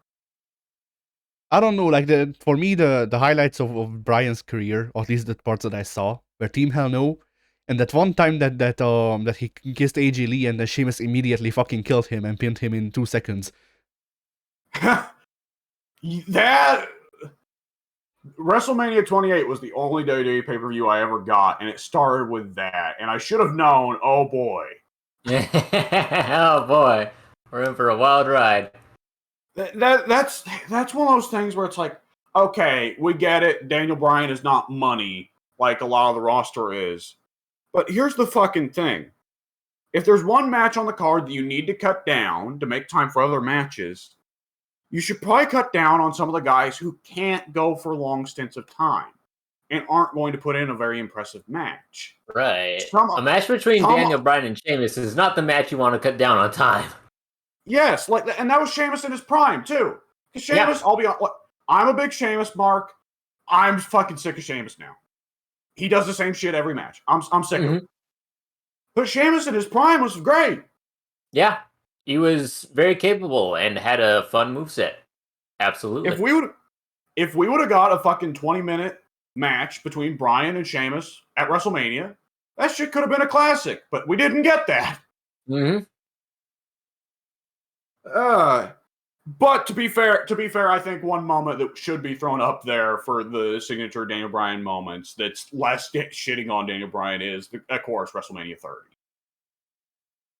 Yeah, he had great matches at WrestleMania 30. Yeah. 2 of them, to be exact. He had 2 matches? He faced Triple H in the opener and the rest of Evolution in the closer. I did not know that. I thought he only had the match against Hunter. Nope. He faced Hunter for the right to be placed in the match between Orton and Batista. And Flair. Ah, I see. You forgot Flair. No. Yeah, Flair was probably an Impact at the time. Yeah, probably. They did not wheel Flair's corpse out to the ring for that. No. Are you sure? Oh, man. So, in terms of what else happened on the show, let's see. The only other thing... Oh, God. No, I nearly forgot that. That would have been bad. So they had another segment of Lacey Evans coming out, and this time she just cut in the promo. I tuned out after the initial line, but the initial line was, I had my first match at the Performance Center, and then I went home and saved my family member from committing suicide. And it's like, Jesus Christ! Next week, you're going to have her come out again and talk about how someone once fucking drove over her dog. Like, what is this? Did they tell Lacey, all right, comb through your memory for every bad thing that's ever happened to you or someone you know? Yeah. But, like, okay, this is the last segment. Fine, a fucking Lee. All right, we finally get to see a Lacey Evans match, right? Okay, they have a ring announcer come into the ring, and she says, I am honored to present Lacey Evans. She has asked that you please applaud. And the moment those words come out the announcer's mouth, my face goes in my hand. What the fuck? You do not get a face over by telling the fans to cheer them. That's a WCW tactic right there. It's Jeb Bush. Yeah, please clap. Please clap. Legitimately, please applaud. No. These are wrestling fans. They still think Stone Cold Steve Austin is God. You tell them not to kill their own mother, and they'll kill their own mother. You tell them not to just whip their dicks out, and the whole crowd will whip their dicks out in sequence. Oh my god, what? And Lacey comes out. They play her Titantron, and because it's modern day, her Titantron is just her name, which is Big bold letters. That's it. so dumb, so dumb. And Lacey comes out. Okay, she starts. She's motioning for the cheek pops. Come on, bring on the cheek pops. And she goes up and she stands on the guardrail with the fans. And she seeks out the nerdiest white fat virgin she can because she knows that's the one who's gonna ooh and all over. And that's the one who's gonna cheer the loudest right there. And then she hits him with a tiger with a tiger suplex. Yeah, I don't know how she'd turn him around for it, but sure. And then she goes back to the back. She goes back to the grill position. That's it. That is it. I am confused. They had the ring announcer ask you to applaud her. She comes out, motions for some cheap pops, goes back. What? That nerdy white guy in the crowd was happy, though. Well, yeah. Oh my god. Her gear. I was pointing out to my family, John Laurinaitis, Johnny fucking Ace. I mean, look. Johnny strikes again. Look, Alex. Her name is Lacey. Obviously. That means. Oh my god. That means she should be head to toe covered in lace. Whatever the fuck that means. Okay, so Addie, have you ever seen what Lacey Evans looked like in her initial run as a heel? I don't know who the fuck Lacey Evans is, so no. Okay, so her gimmick was, because she in real life really digs 1950s fashion, she came out dressed up almost like Rosie the Riveter, like a sailor woman. Ah. And like, it was a really nice look. It was really unique. I really liked it. I thought, this is a good gimmick. But, lo and behold, she gets pregnant. Okay, she needs to take a year off. Okay, she comes back. Let's push her as a face because she's had this really traumatic childhood and she's an ex-Marine. Which I pointed out on weeks before. Why was she not pushed as a face to begin with?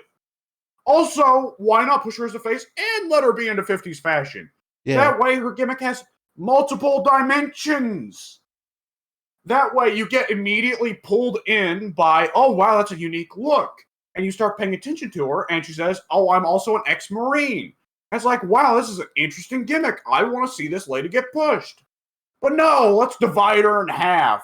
We'll put one part for her initial heel run, and then the other part we'll save for when she's a face.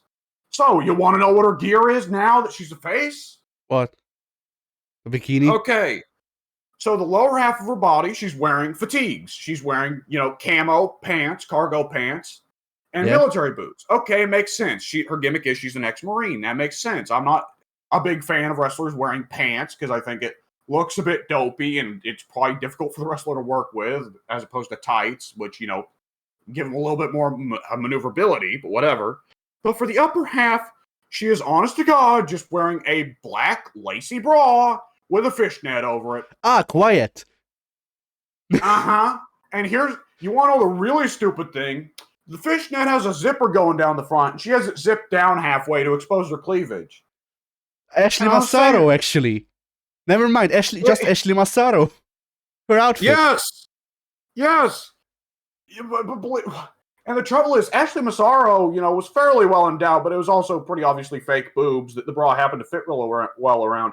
Lacey, I don't know if they're real or if they're just quality, but they're very big, very prominent, bigger than they were with Ashley. And it's like, Jesus Christ, this woman does not look like a wrestler. She looks like a stripper. A quality one, but still a stripper. High quality stripper right there. You know, that is a weird tech team, though. Shinsuke and fake boobs. Yeah.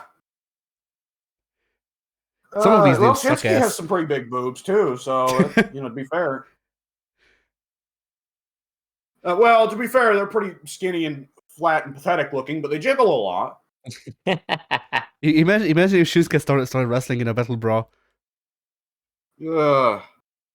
I can't get over it. Not only is it fishnet. Oh, by the way, also it's like a fishnet one-piece bikini, right? Oh. So it's a fishnet one-piece bikini, and you can tell because the hip openings are coming up a little bit. So it also kind of looks like she's wearing her pants too low. leotard. Yeah, there you go. A leotard with really high hip holes. I see. So that's like I get the aesthetic they're trying to go for. It's just they're doing it they're trying to make her look like Lita. The thing is, I don't. the thing is, like, you know, Lita was like Lita looked the the part. sexuality was part of Lita's gimmick. Yeah, and also like Lita, like, say what you want about the aesthetic styling of having her like G-string or whatever come up before above her pants. It's not an actual She's just punk. one piece bikini, you know? Yeah, well, she's punk. Yeah, Like, that's the thing. Lita had a great look for her character. The problem with Lacey Evans right now is that her look doesn't correspond to the character that she's portraying anymore. As Ember Moon was saying, Mandy Rose is great. She's a mom, for that matter.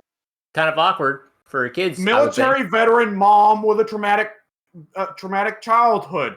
What's that say? Sexy. yeah. very, very sexy. I'm a fan. Here's the thing though, like, I could see them trying to make that work, but it would be a very big pool, and I don't think it could actually like be feasible. Like, I could see how they could try to spin it into like a thing, but okay, here's the thing. I can see how they could try to make it work, but not as a face gimmick. Cause like they could try to make her be like Raiden, where the fucking where she became a punk chick and like anti-establishment because of whatever being in the Marines and shit, even if it's not true. But like, that's a big reach, and that's all even just the beginning of a gimmick, not even a full gimmick. Yeah, like,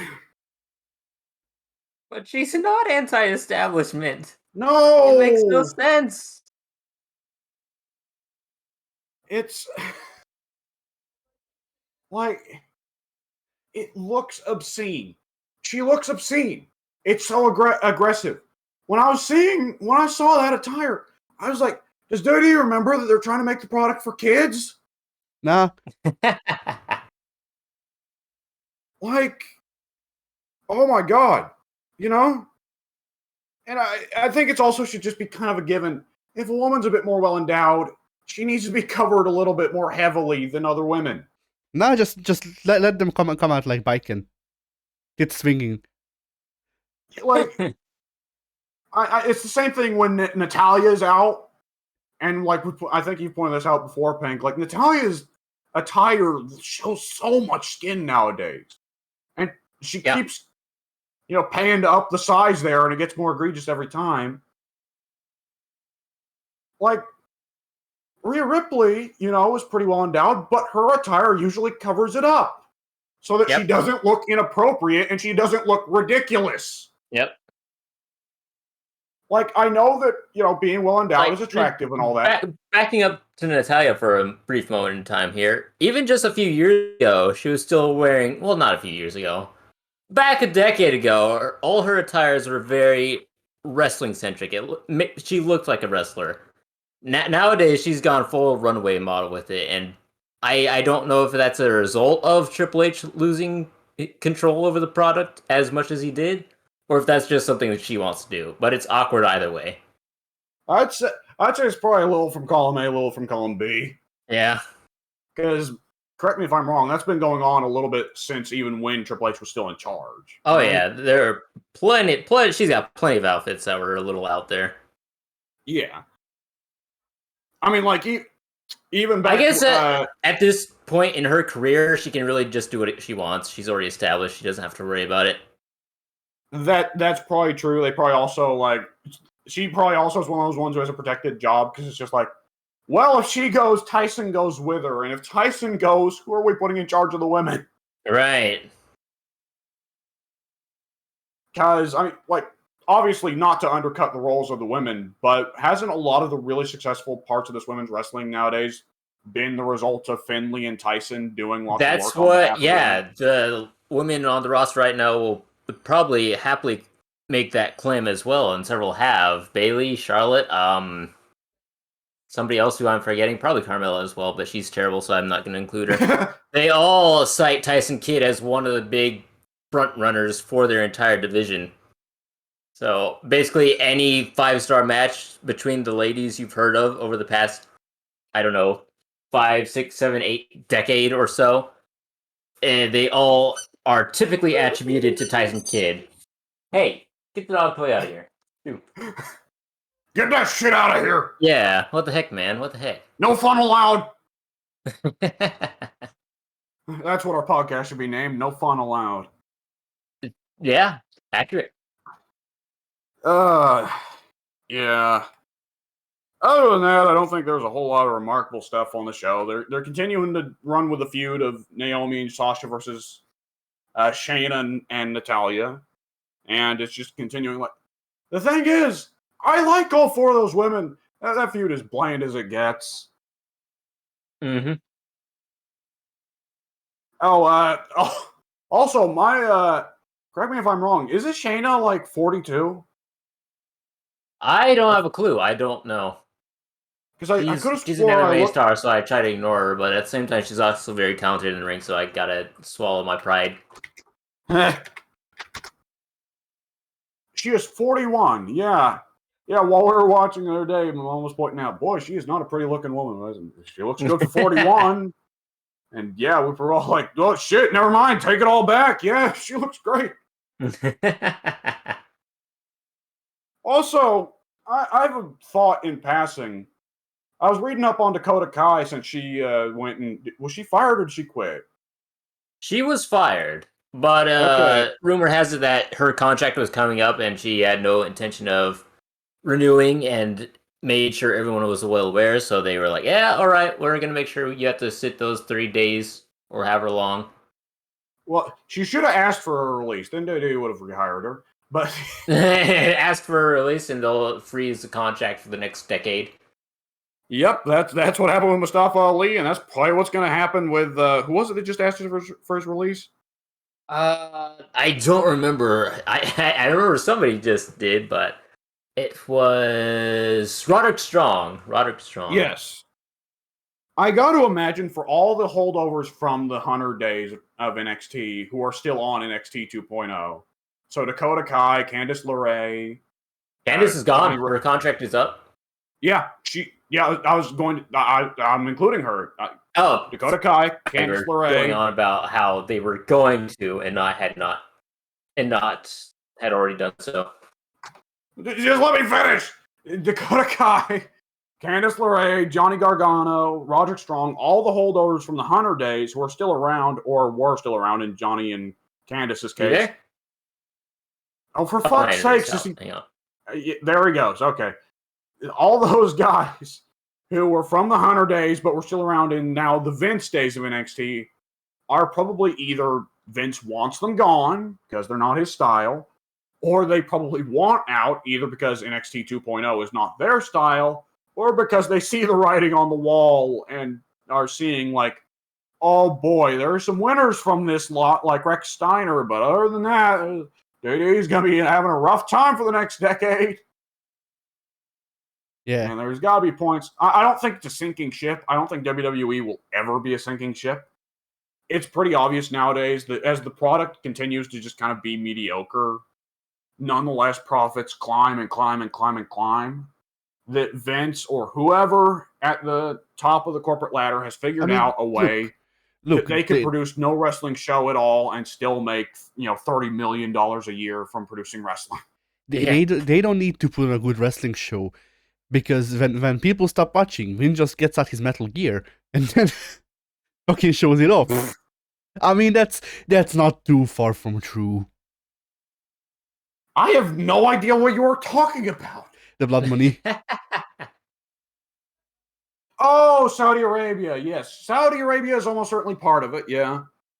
And, of course, another part that's almost certainly part of it is the network, of course. People...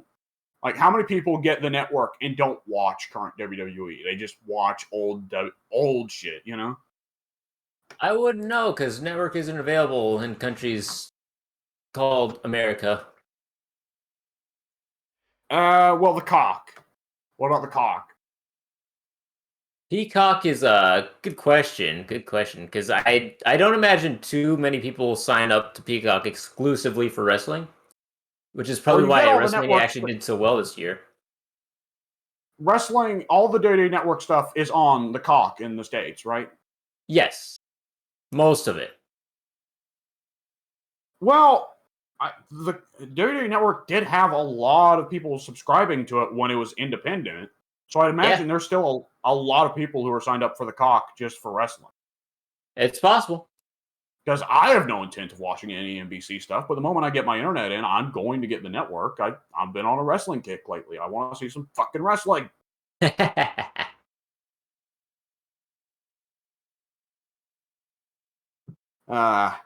Yeah, it's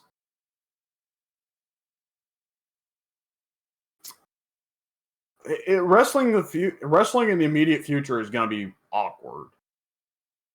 Like, it's weird that even though we've got WWE, which has been trying to redeem itself a lot for the past decade, and we've got AEW, which was built around finally we'll give WWE a rival, nonetheless, it feels like pretty soon we're going to be back to that 2012 kind of period where it's like, well, WWE and TNA both suck. Let me look for stuff I find interesting on the indies, I guess. Yeah. Mm-hmm.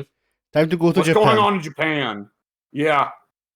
And the thing is, I checked out New Japan recently, and at least of the show that they uploaded, or like they have these like free matches or whatever the fuck they upload from a weekly show, and like it wasn't bad per se, but like it's like I guess that there's a similar problem to the WWE where like the people aren't really putting themselves over or are not allowed to put themselves over. I don't know, but it's like there was a guy who was actually named.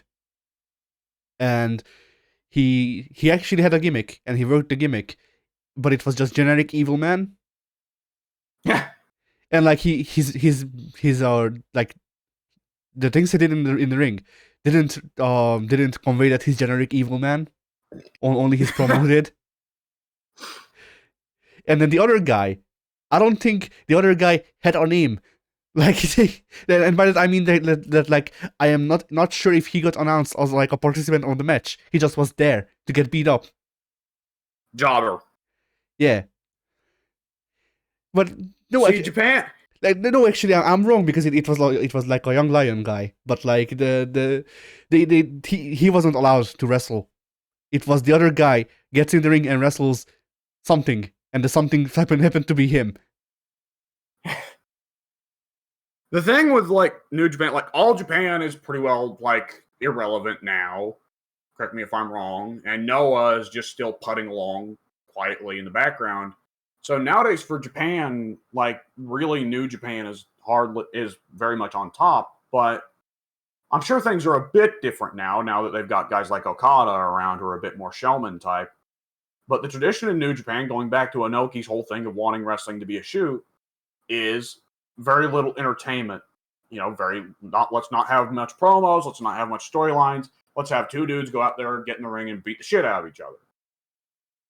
And like I said, I'm sure that's a bit different now, especially because, there are so many guys who are relatively popular there who seem to have actual gimmicks. But, like, it's that tradition is there. And on top of that, I'm sure this is different for you, Eddie, because you want to learn Japanese, but I don't speak Japanese. I have no real intent of learning Japanese. So I'd have a hard time getting into it. And even then, it's not really accessible over here in the West. Correct me if I'm wrong. You are. There are no TV channels or streaming services that carry in New Japan in the States. There is a streaming service that carries New Japan, or at least they have a thing set up where if you pay, then you can watch the live events and have a backlog, I think. Is it only for New Japan? Yes. See, that's the thing. Because WWE Network's an easy one to get, because it's like, well, I'm not just getting current WWE content. I'm getting all the old shit, all the old WCW, ECW, WCCW, fucking, like, whatever else, Mid-South, Crockett, AWA, but Smoky Mountain in there. Yeah, but that's a different thing because Vince bought everything, so he has things to shell out. Whereas with Japan, there's still there's still at least in theory an actual competition.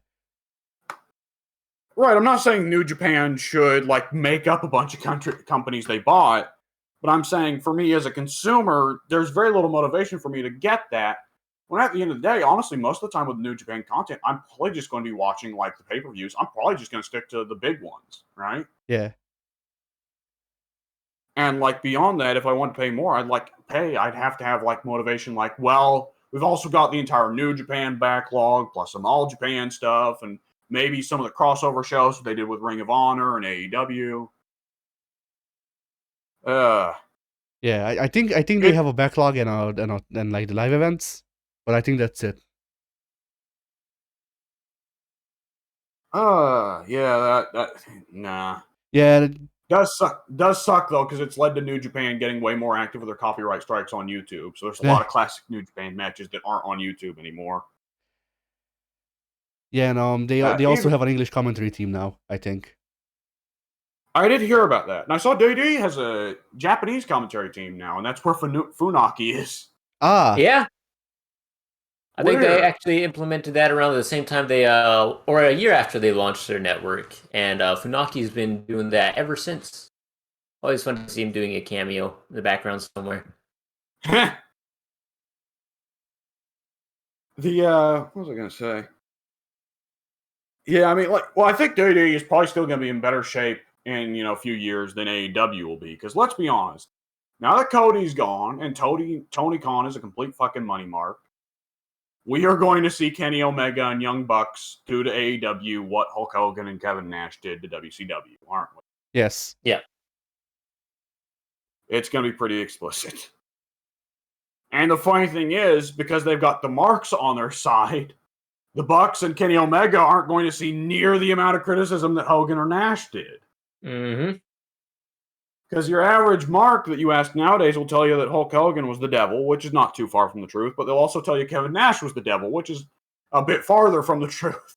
Mm-hmm. Whereas Kenny Omega and Young Bucks, when they inevitably sink AEW, there's no way to really get rid of the Khan money because the Khan money is infinite. But at some point, Daddy Khan is going to finally tell Tony enough. And Omega and the Bucks are going to walk away blameless in the IWC. Dave Meltzer, more than anything, because Dave Meltzer has a deep, unending fascination with these guys, are going to say, well, it wasn't Kenny's fault or the Bucks' fault. It was, Tony Khan. Well, it wasn't Tony Khan's fault either, because Dave Meltzer loves Tony Khan. Who are they going to blame when AEW sinks? Jericho. Really? WWE is a good one, Pink. Jericho, Addy, I don't know about Jericho, because Jericho is one of the accurate ones you can say for he is ruining AEW. But Jericho is so over with marks that I can't see it happening, I don't know. Say I Jericho feel like was as bulletproof as Omega or the Bucks, but he's up there. I don't know. I feel like he's the guy where the IWC would flip flop on him. So if the thing goes down, then Omega and the Bucks will throw him under the bus. Is my I thing. can see that. Well, Omega and the Bucks will probably do that because they. Correct me if I'm wrong. Aren't all three of those guys known to actually be scumbags backstage? I don't know. I would know. I don't delve too much back in the indie backstage politics. I know Jim anything Cornette regarding those guys. I know Jim Cornette said that Omega fucked him over once. That Omega agreed to come in and do a match or a spot for, I don't know if it was Ring of Honor or OVW or something, but then he didn't show and went to Japan instead. Mm-hmm. And I think maybe he took some money as well because class act. Oh yeah, the classiest. Didn't the Bucks do something? I thought the Bucks screwed somebody real bad. I mean, the Bucks ruined the super kick. That's bad enough for me. That's true. Well, I wouldn't entirely blame the Bucks for that because in WWE in the last 10 years, there has been a splurge of everyone does the goddamn super kick. Well, yes, but at the same time, I see the Bucks as the originators of fucking what's the word I'm looking for, like making it popular to use the super kick as a regular move. Well, don't the Bucks do it ironically? So they were trying to parody the trend. I don't think so. I think they started and then they went, oh, just joking. Yeah. It was just a joke, bro.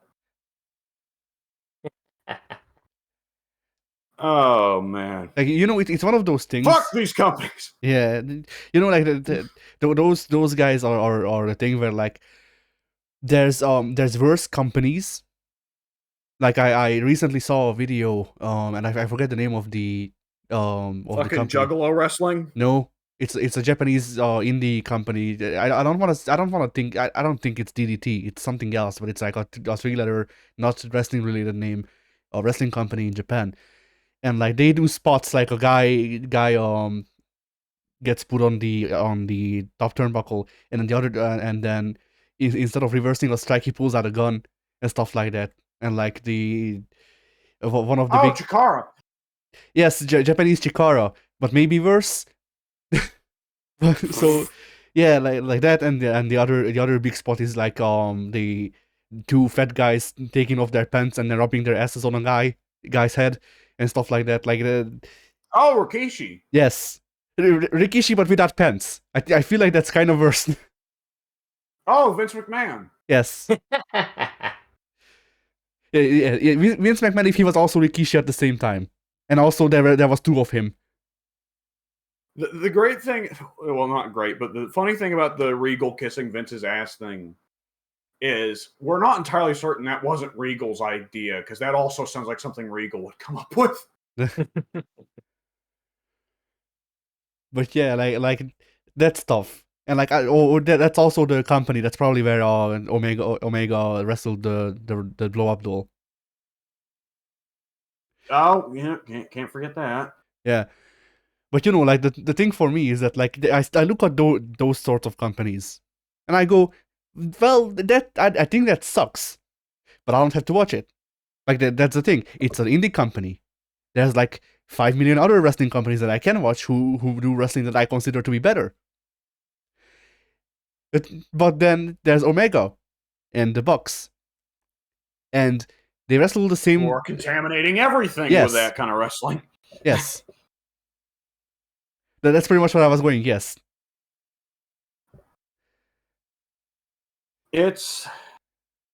They're contaminating everything with the regressive memes. AEW is not as popular as internet marks like to act like it is, but it is hard to deny that there may be some serious fucking damage to wrestling in 10 or 20 years from casuals seeing AEW and little kids or little boys or whatever, teenage boys, seeing Kenny Omega or the Young Bucks and thinking, I want to do that. And like the big thing for me as well, was just a specific thing, and I think WU will sympathize with this, is that whenever I look up anything fighting games related or just video games related, and wrestling comes up, Kenny fucking Omega. Yes.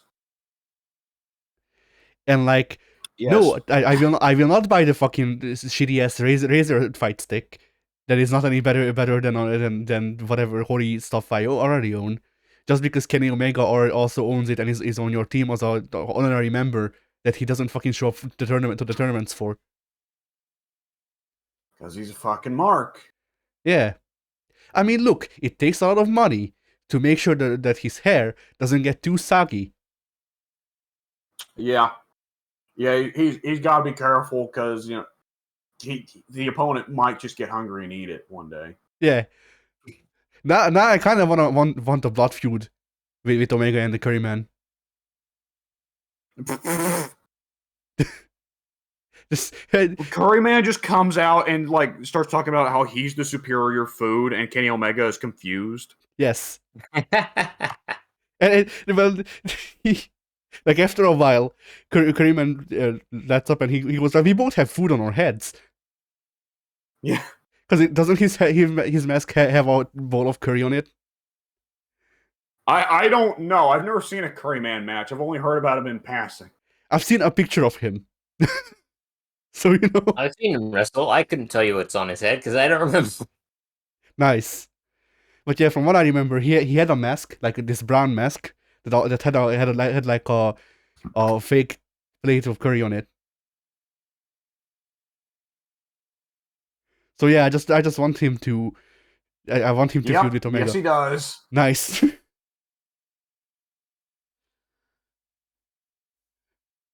The curryman comes out. I am the superior Asian food.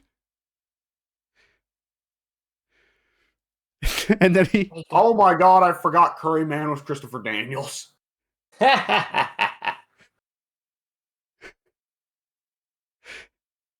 Whatever. Anyway, so yeah. Was he not? Wait, I'm confused. Okay, so I like I said, I have the New Japan DLC for Fire Pro, and Curryman is on the New Japan roster in that game.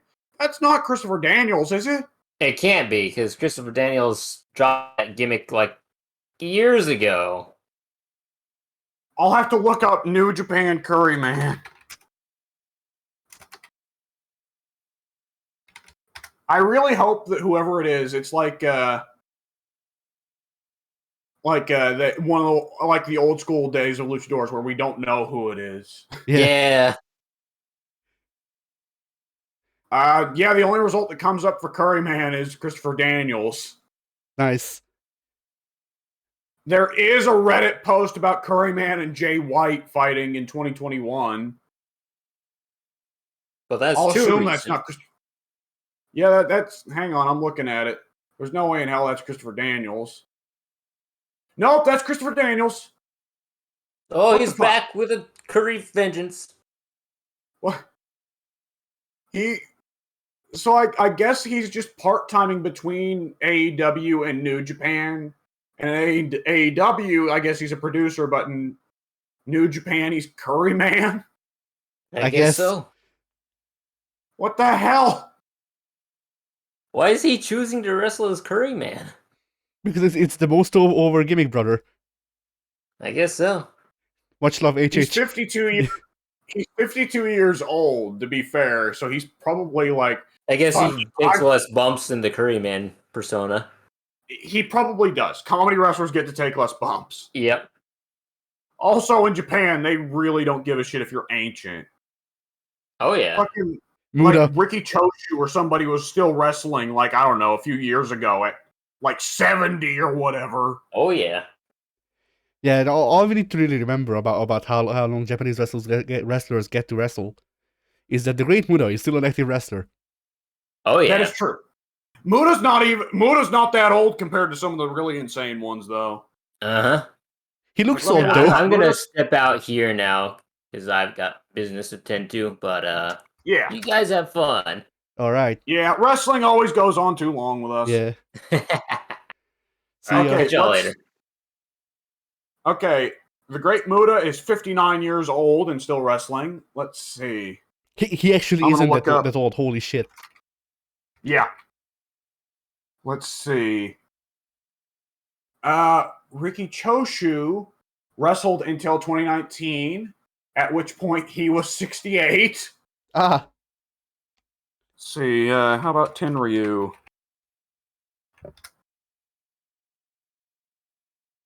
Okay, Tenryu retired in 2015 at 65, which isn't that bad compared to others, I guess. Yeah. Oh boy, Baba. I wonder however long Baba wrestled, it was too long. Oh dear God, Giant Baba died at 61. Boy. His final match prior to being confined to a hospital bed occurred on December 5th, 1998 at the Nippon Budokan in Tokyo, where he teamed up with Rusher Kimura and Mitsuo Momota to take on... it doesn't matter. Baba was wrestling at... Hang on. He would have been... Yeah. Baba would have been 61 years old when he had his last match before they put him in a hospital bed and he died of cancer. Boy. Okay, now I just want to go through the list of old retired Japanese wrestlers. When did Well, Misawa Inoki retire? doesn't count because he switched to doing the MMA stuff. Yeah. I guess when did Misawa retire? Who? Misawa. Oh, Mizawa did not retire, Addy. Ah! I see. Remember? How old is Yeah. Misawa? Mizawa, when he died, was... Let's see. I misspelled his name. Whoops. Mizawa was only 46 when he got dropped on his head. Ah. Right. And I guess if you check Mizawa, you got to check Kabashi as well. So Yeah. let me pull up Kabashi, and just for the sake of brevity, I guess we'll let that be the last one. Kabashi may be the youngest retired Japanese legend ever. He retired in 2013, and he's 55 now, so he would have been about 46 when he retired. So he was sensible. Yes, which, to be fair, only a few years before Kabashi's retirement was when Mizawa got killed. So Kabashi probably saw his, lifelong rival / tag teammate die in the ring at 46, and it was like, you know what, 46 is a good time to stop. Yeah.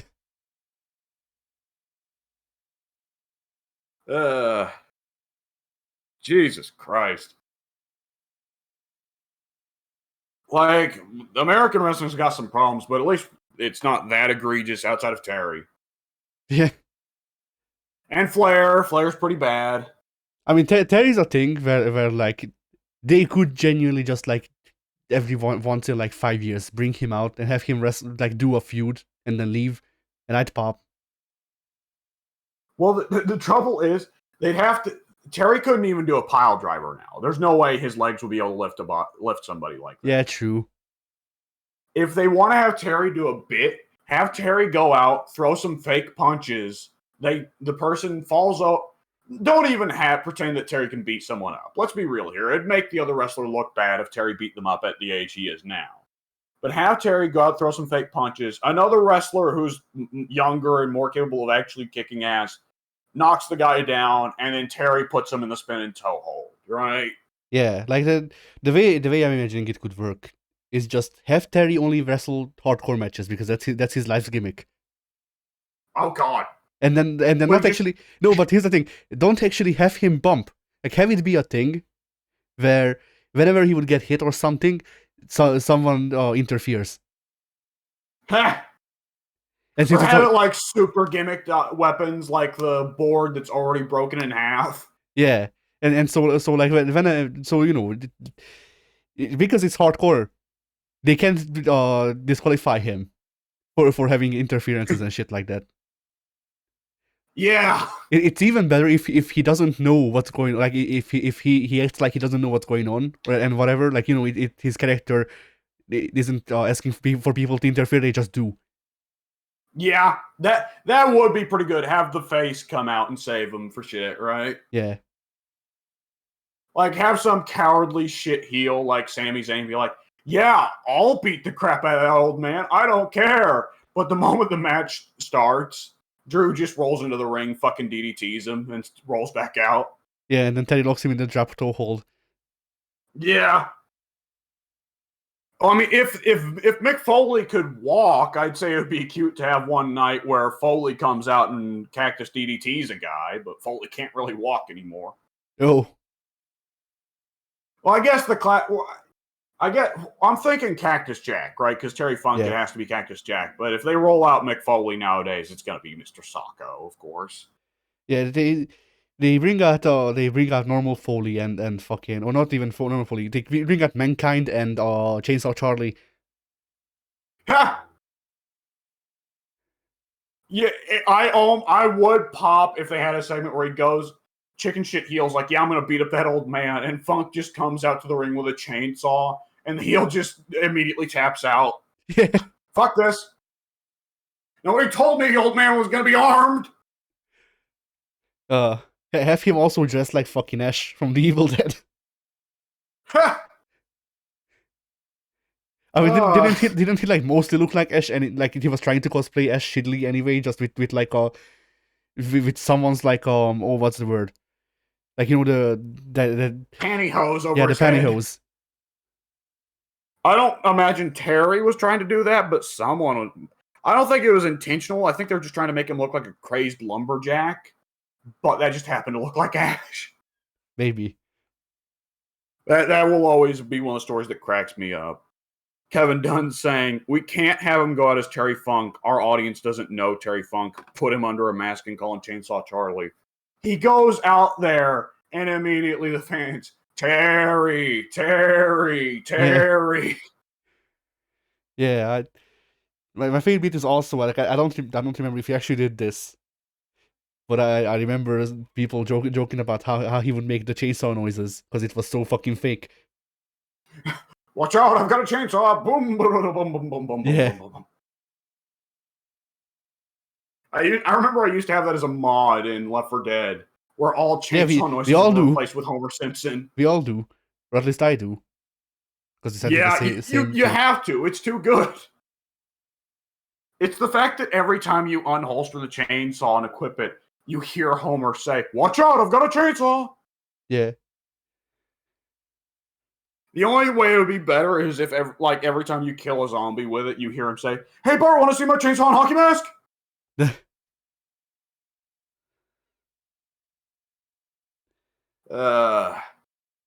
Oh man, wrestling is stupid, but wrestling is great when it's like that's the thing. When Butch came out from under the ring, I was laughing my ass off, and I said, "That is stupid, but it's entertaining stupid." Yeah. Right?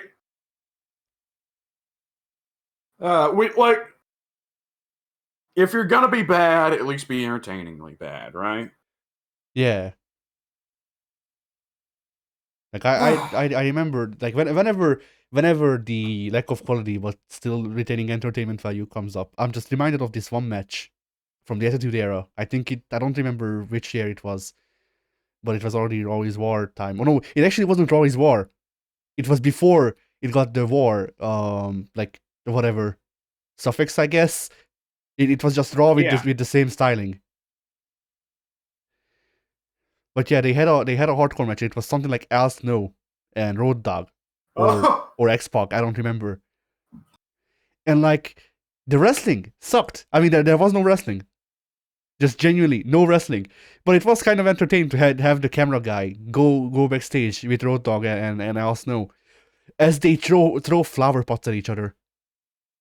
Yeah. Just full force. See, hardcore matches, I know there's always the ECW guys like, oh, more chair shots to the head, more blading.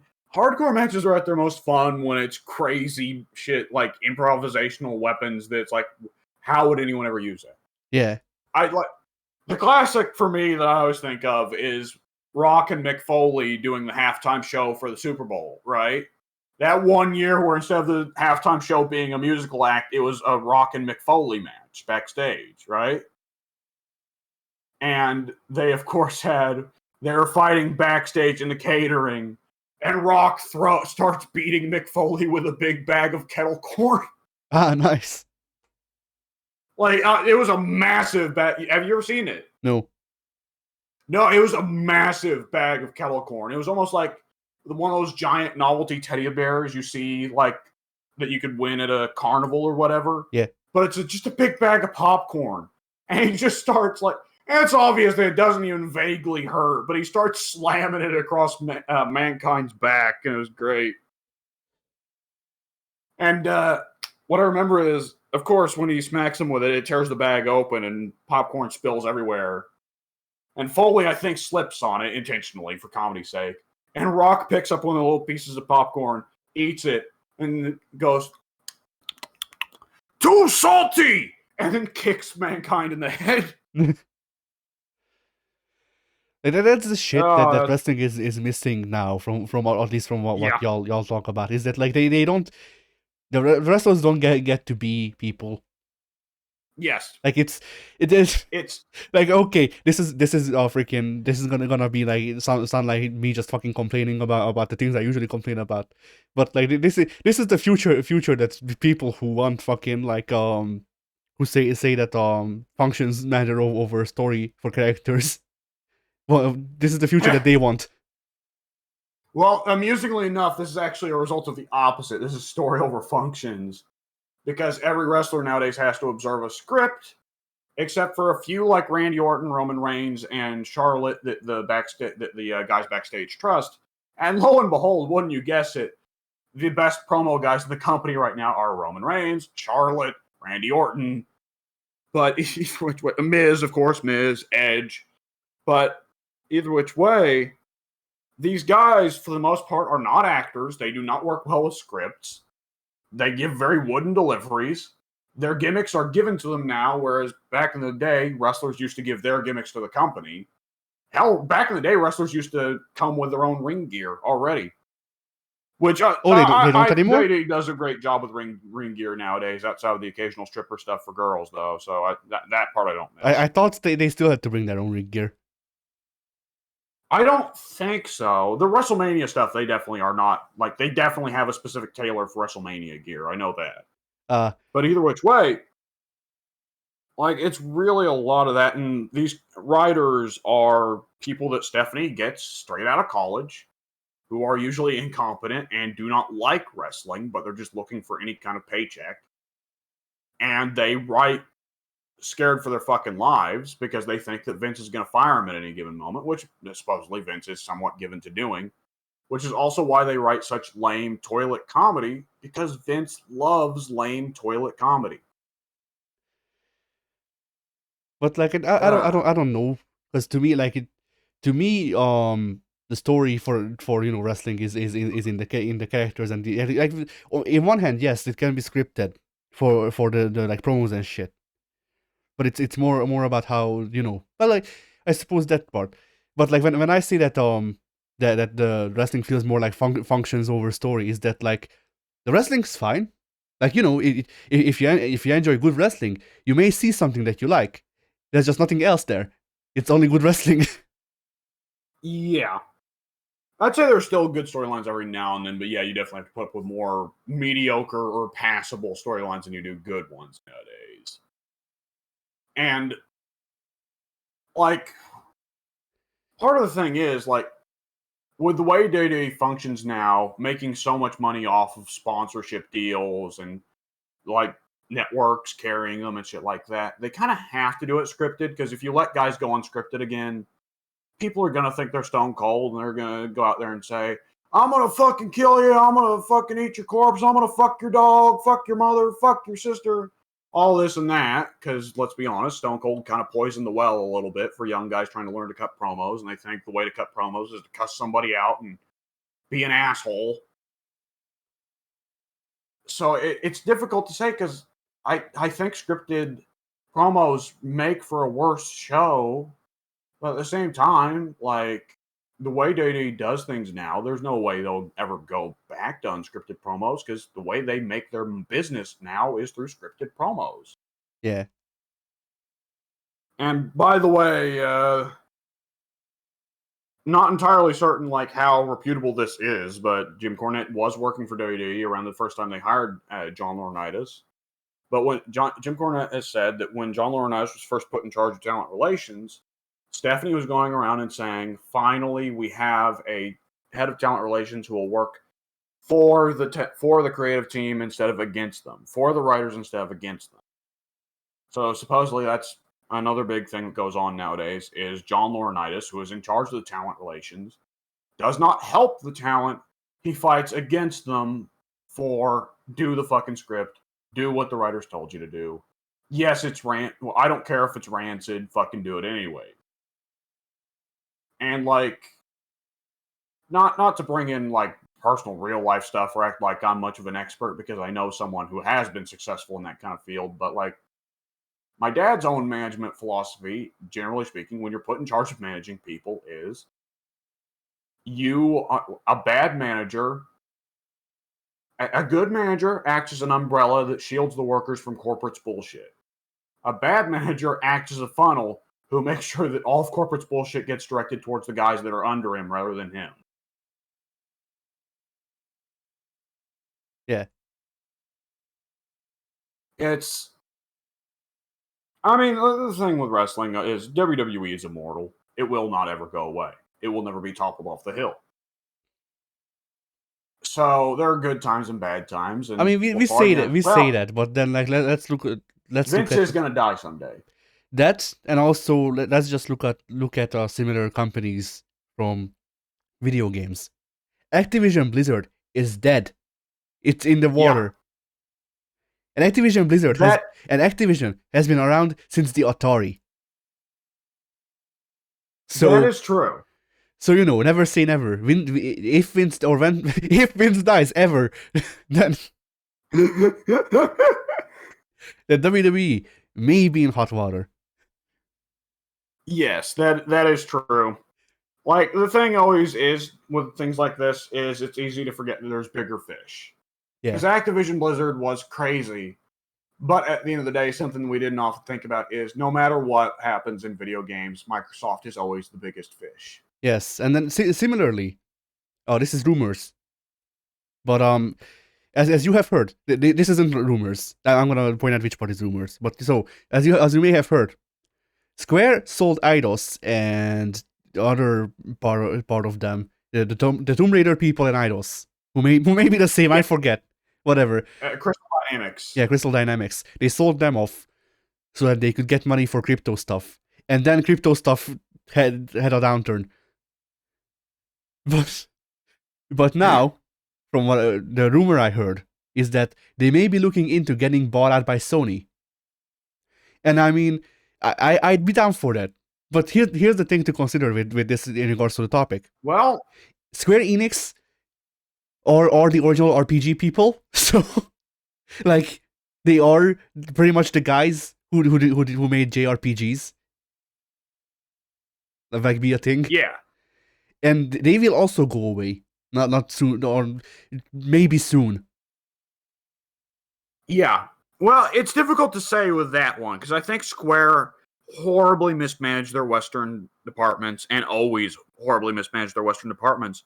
But with Eidos and Crystal Dynamics gone, Square doesn't really have any Western departments anymore. And in terms of managing their Eastern departments, Square's made some mistakes, but they also have not. They've also been a bit more consistent in the last year. Obviously, Strangers of Paradise was a fucking trash fire, but 14, of course, is one of the biggest gaming hits of the last decade, and Final Fantasy VII Remake had some controversies, but generally was also a pretty huge hit. Yeah, from what I heard, they also considered that to undersell or something like that. Something dumb. Oh, of course they did. But well, yeah, Square sometimes screws over their own products, like how with Tomb Raider, like a month after release, they bumped it down to $20 to artificially increase sales numbers, but not profit. Which meant that even though they got absurd sales numbers, they actually had terrible profit. Which meant that when they announced it, everyone was like, "You entitled fuckers! You sold 3 million copies and you're like, it didn't sell well enough?" No, the trouble is it did sell well enough. The trouble is they cut the price down to fucking nothing. Fucking morons.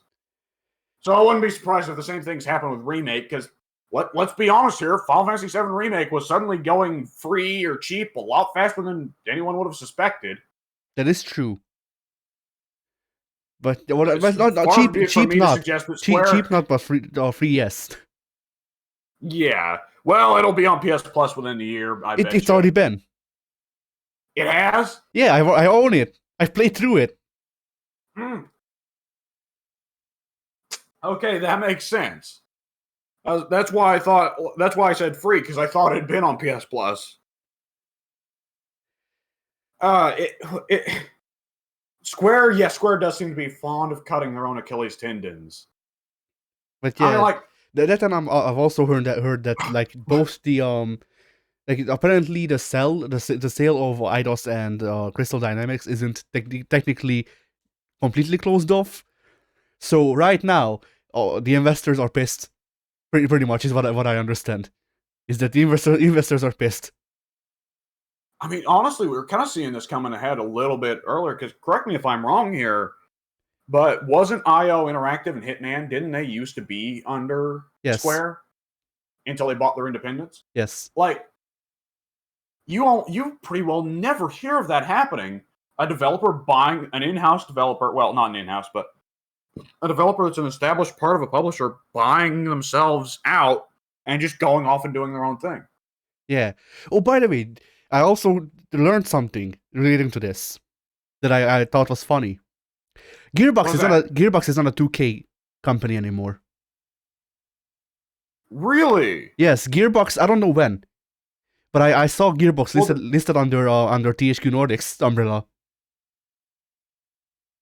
I thought I had heard about that. Yes. Well, on one hand, I think they'll do. Borderlands 3 did wind up being under the THQ Nordic umbrella, didn't it? I don't know. Tiny Tina's Wonderlands definitely would have been. That's If it is Well, so. that's it. On one hand, I think that Gearbox will probably appreciate the freedom away from 2K's aggressive and hostile business practices. On the other hand, I'm not sure Gearbox really deserves more freedom. Yeah.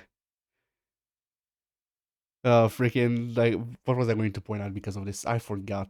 Whatever. Yeah, to be fair, I guess Colonial Marines was 10 years ago. They can change in 10 years, but damn, Colonial Marines has got to be one of those brutal mismanagement I mean, things in gaming history ever. isn't Gearbox the one with Bobby Kotick? No, that's Activision Blizzard. Ah, Gearbox is weirdo squirting fetish guy, magician. yeah, the Magician. Yeah. The Magician, yes, you're right. Yeah, Gearbox was responsible for, in quick succession, Borderlands 1. Is it Randy something? I forget. Randy Pitchford. Yes, Yeah. thank you. Randy Pitchford. Why is his name got to be Randy? What the hell?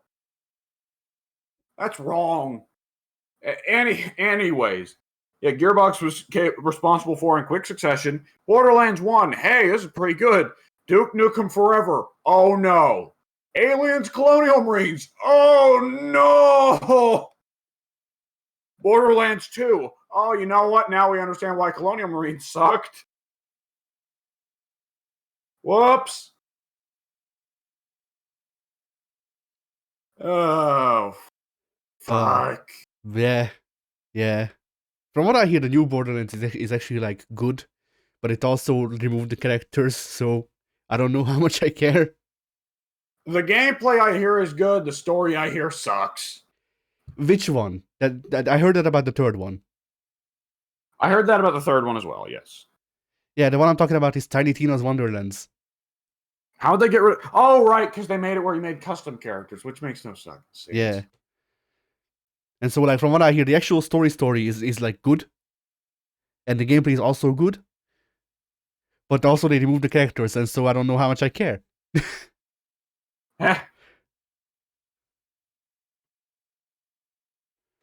I wanted to bring Tiny Tina up for some reason. Oh yeah, because there was a band I got recommended by Spotify recently. That's called something like promiscuous porn crumpets or something like that. There's definitely something porn crumpets. And I saw that name. Okay. And I saw that name, and like I swear they were trying to summon Bobby Kotick, but instead Randy Pitchford showed up, and he was like, "Here, have a name."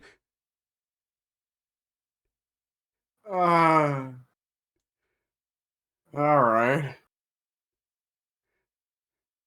You know, instead of being able to summon straight up Satan, they just summon the lesser demon.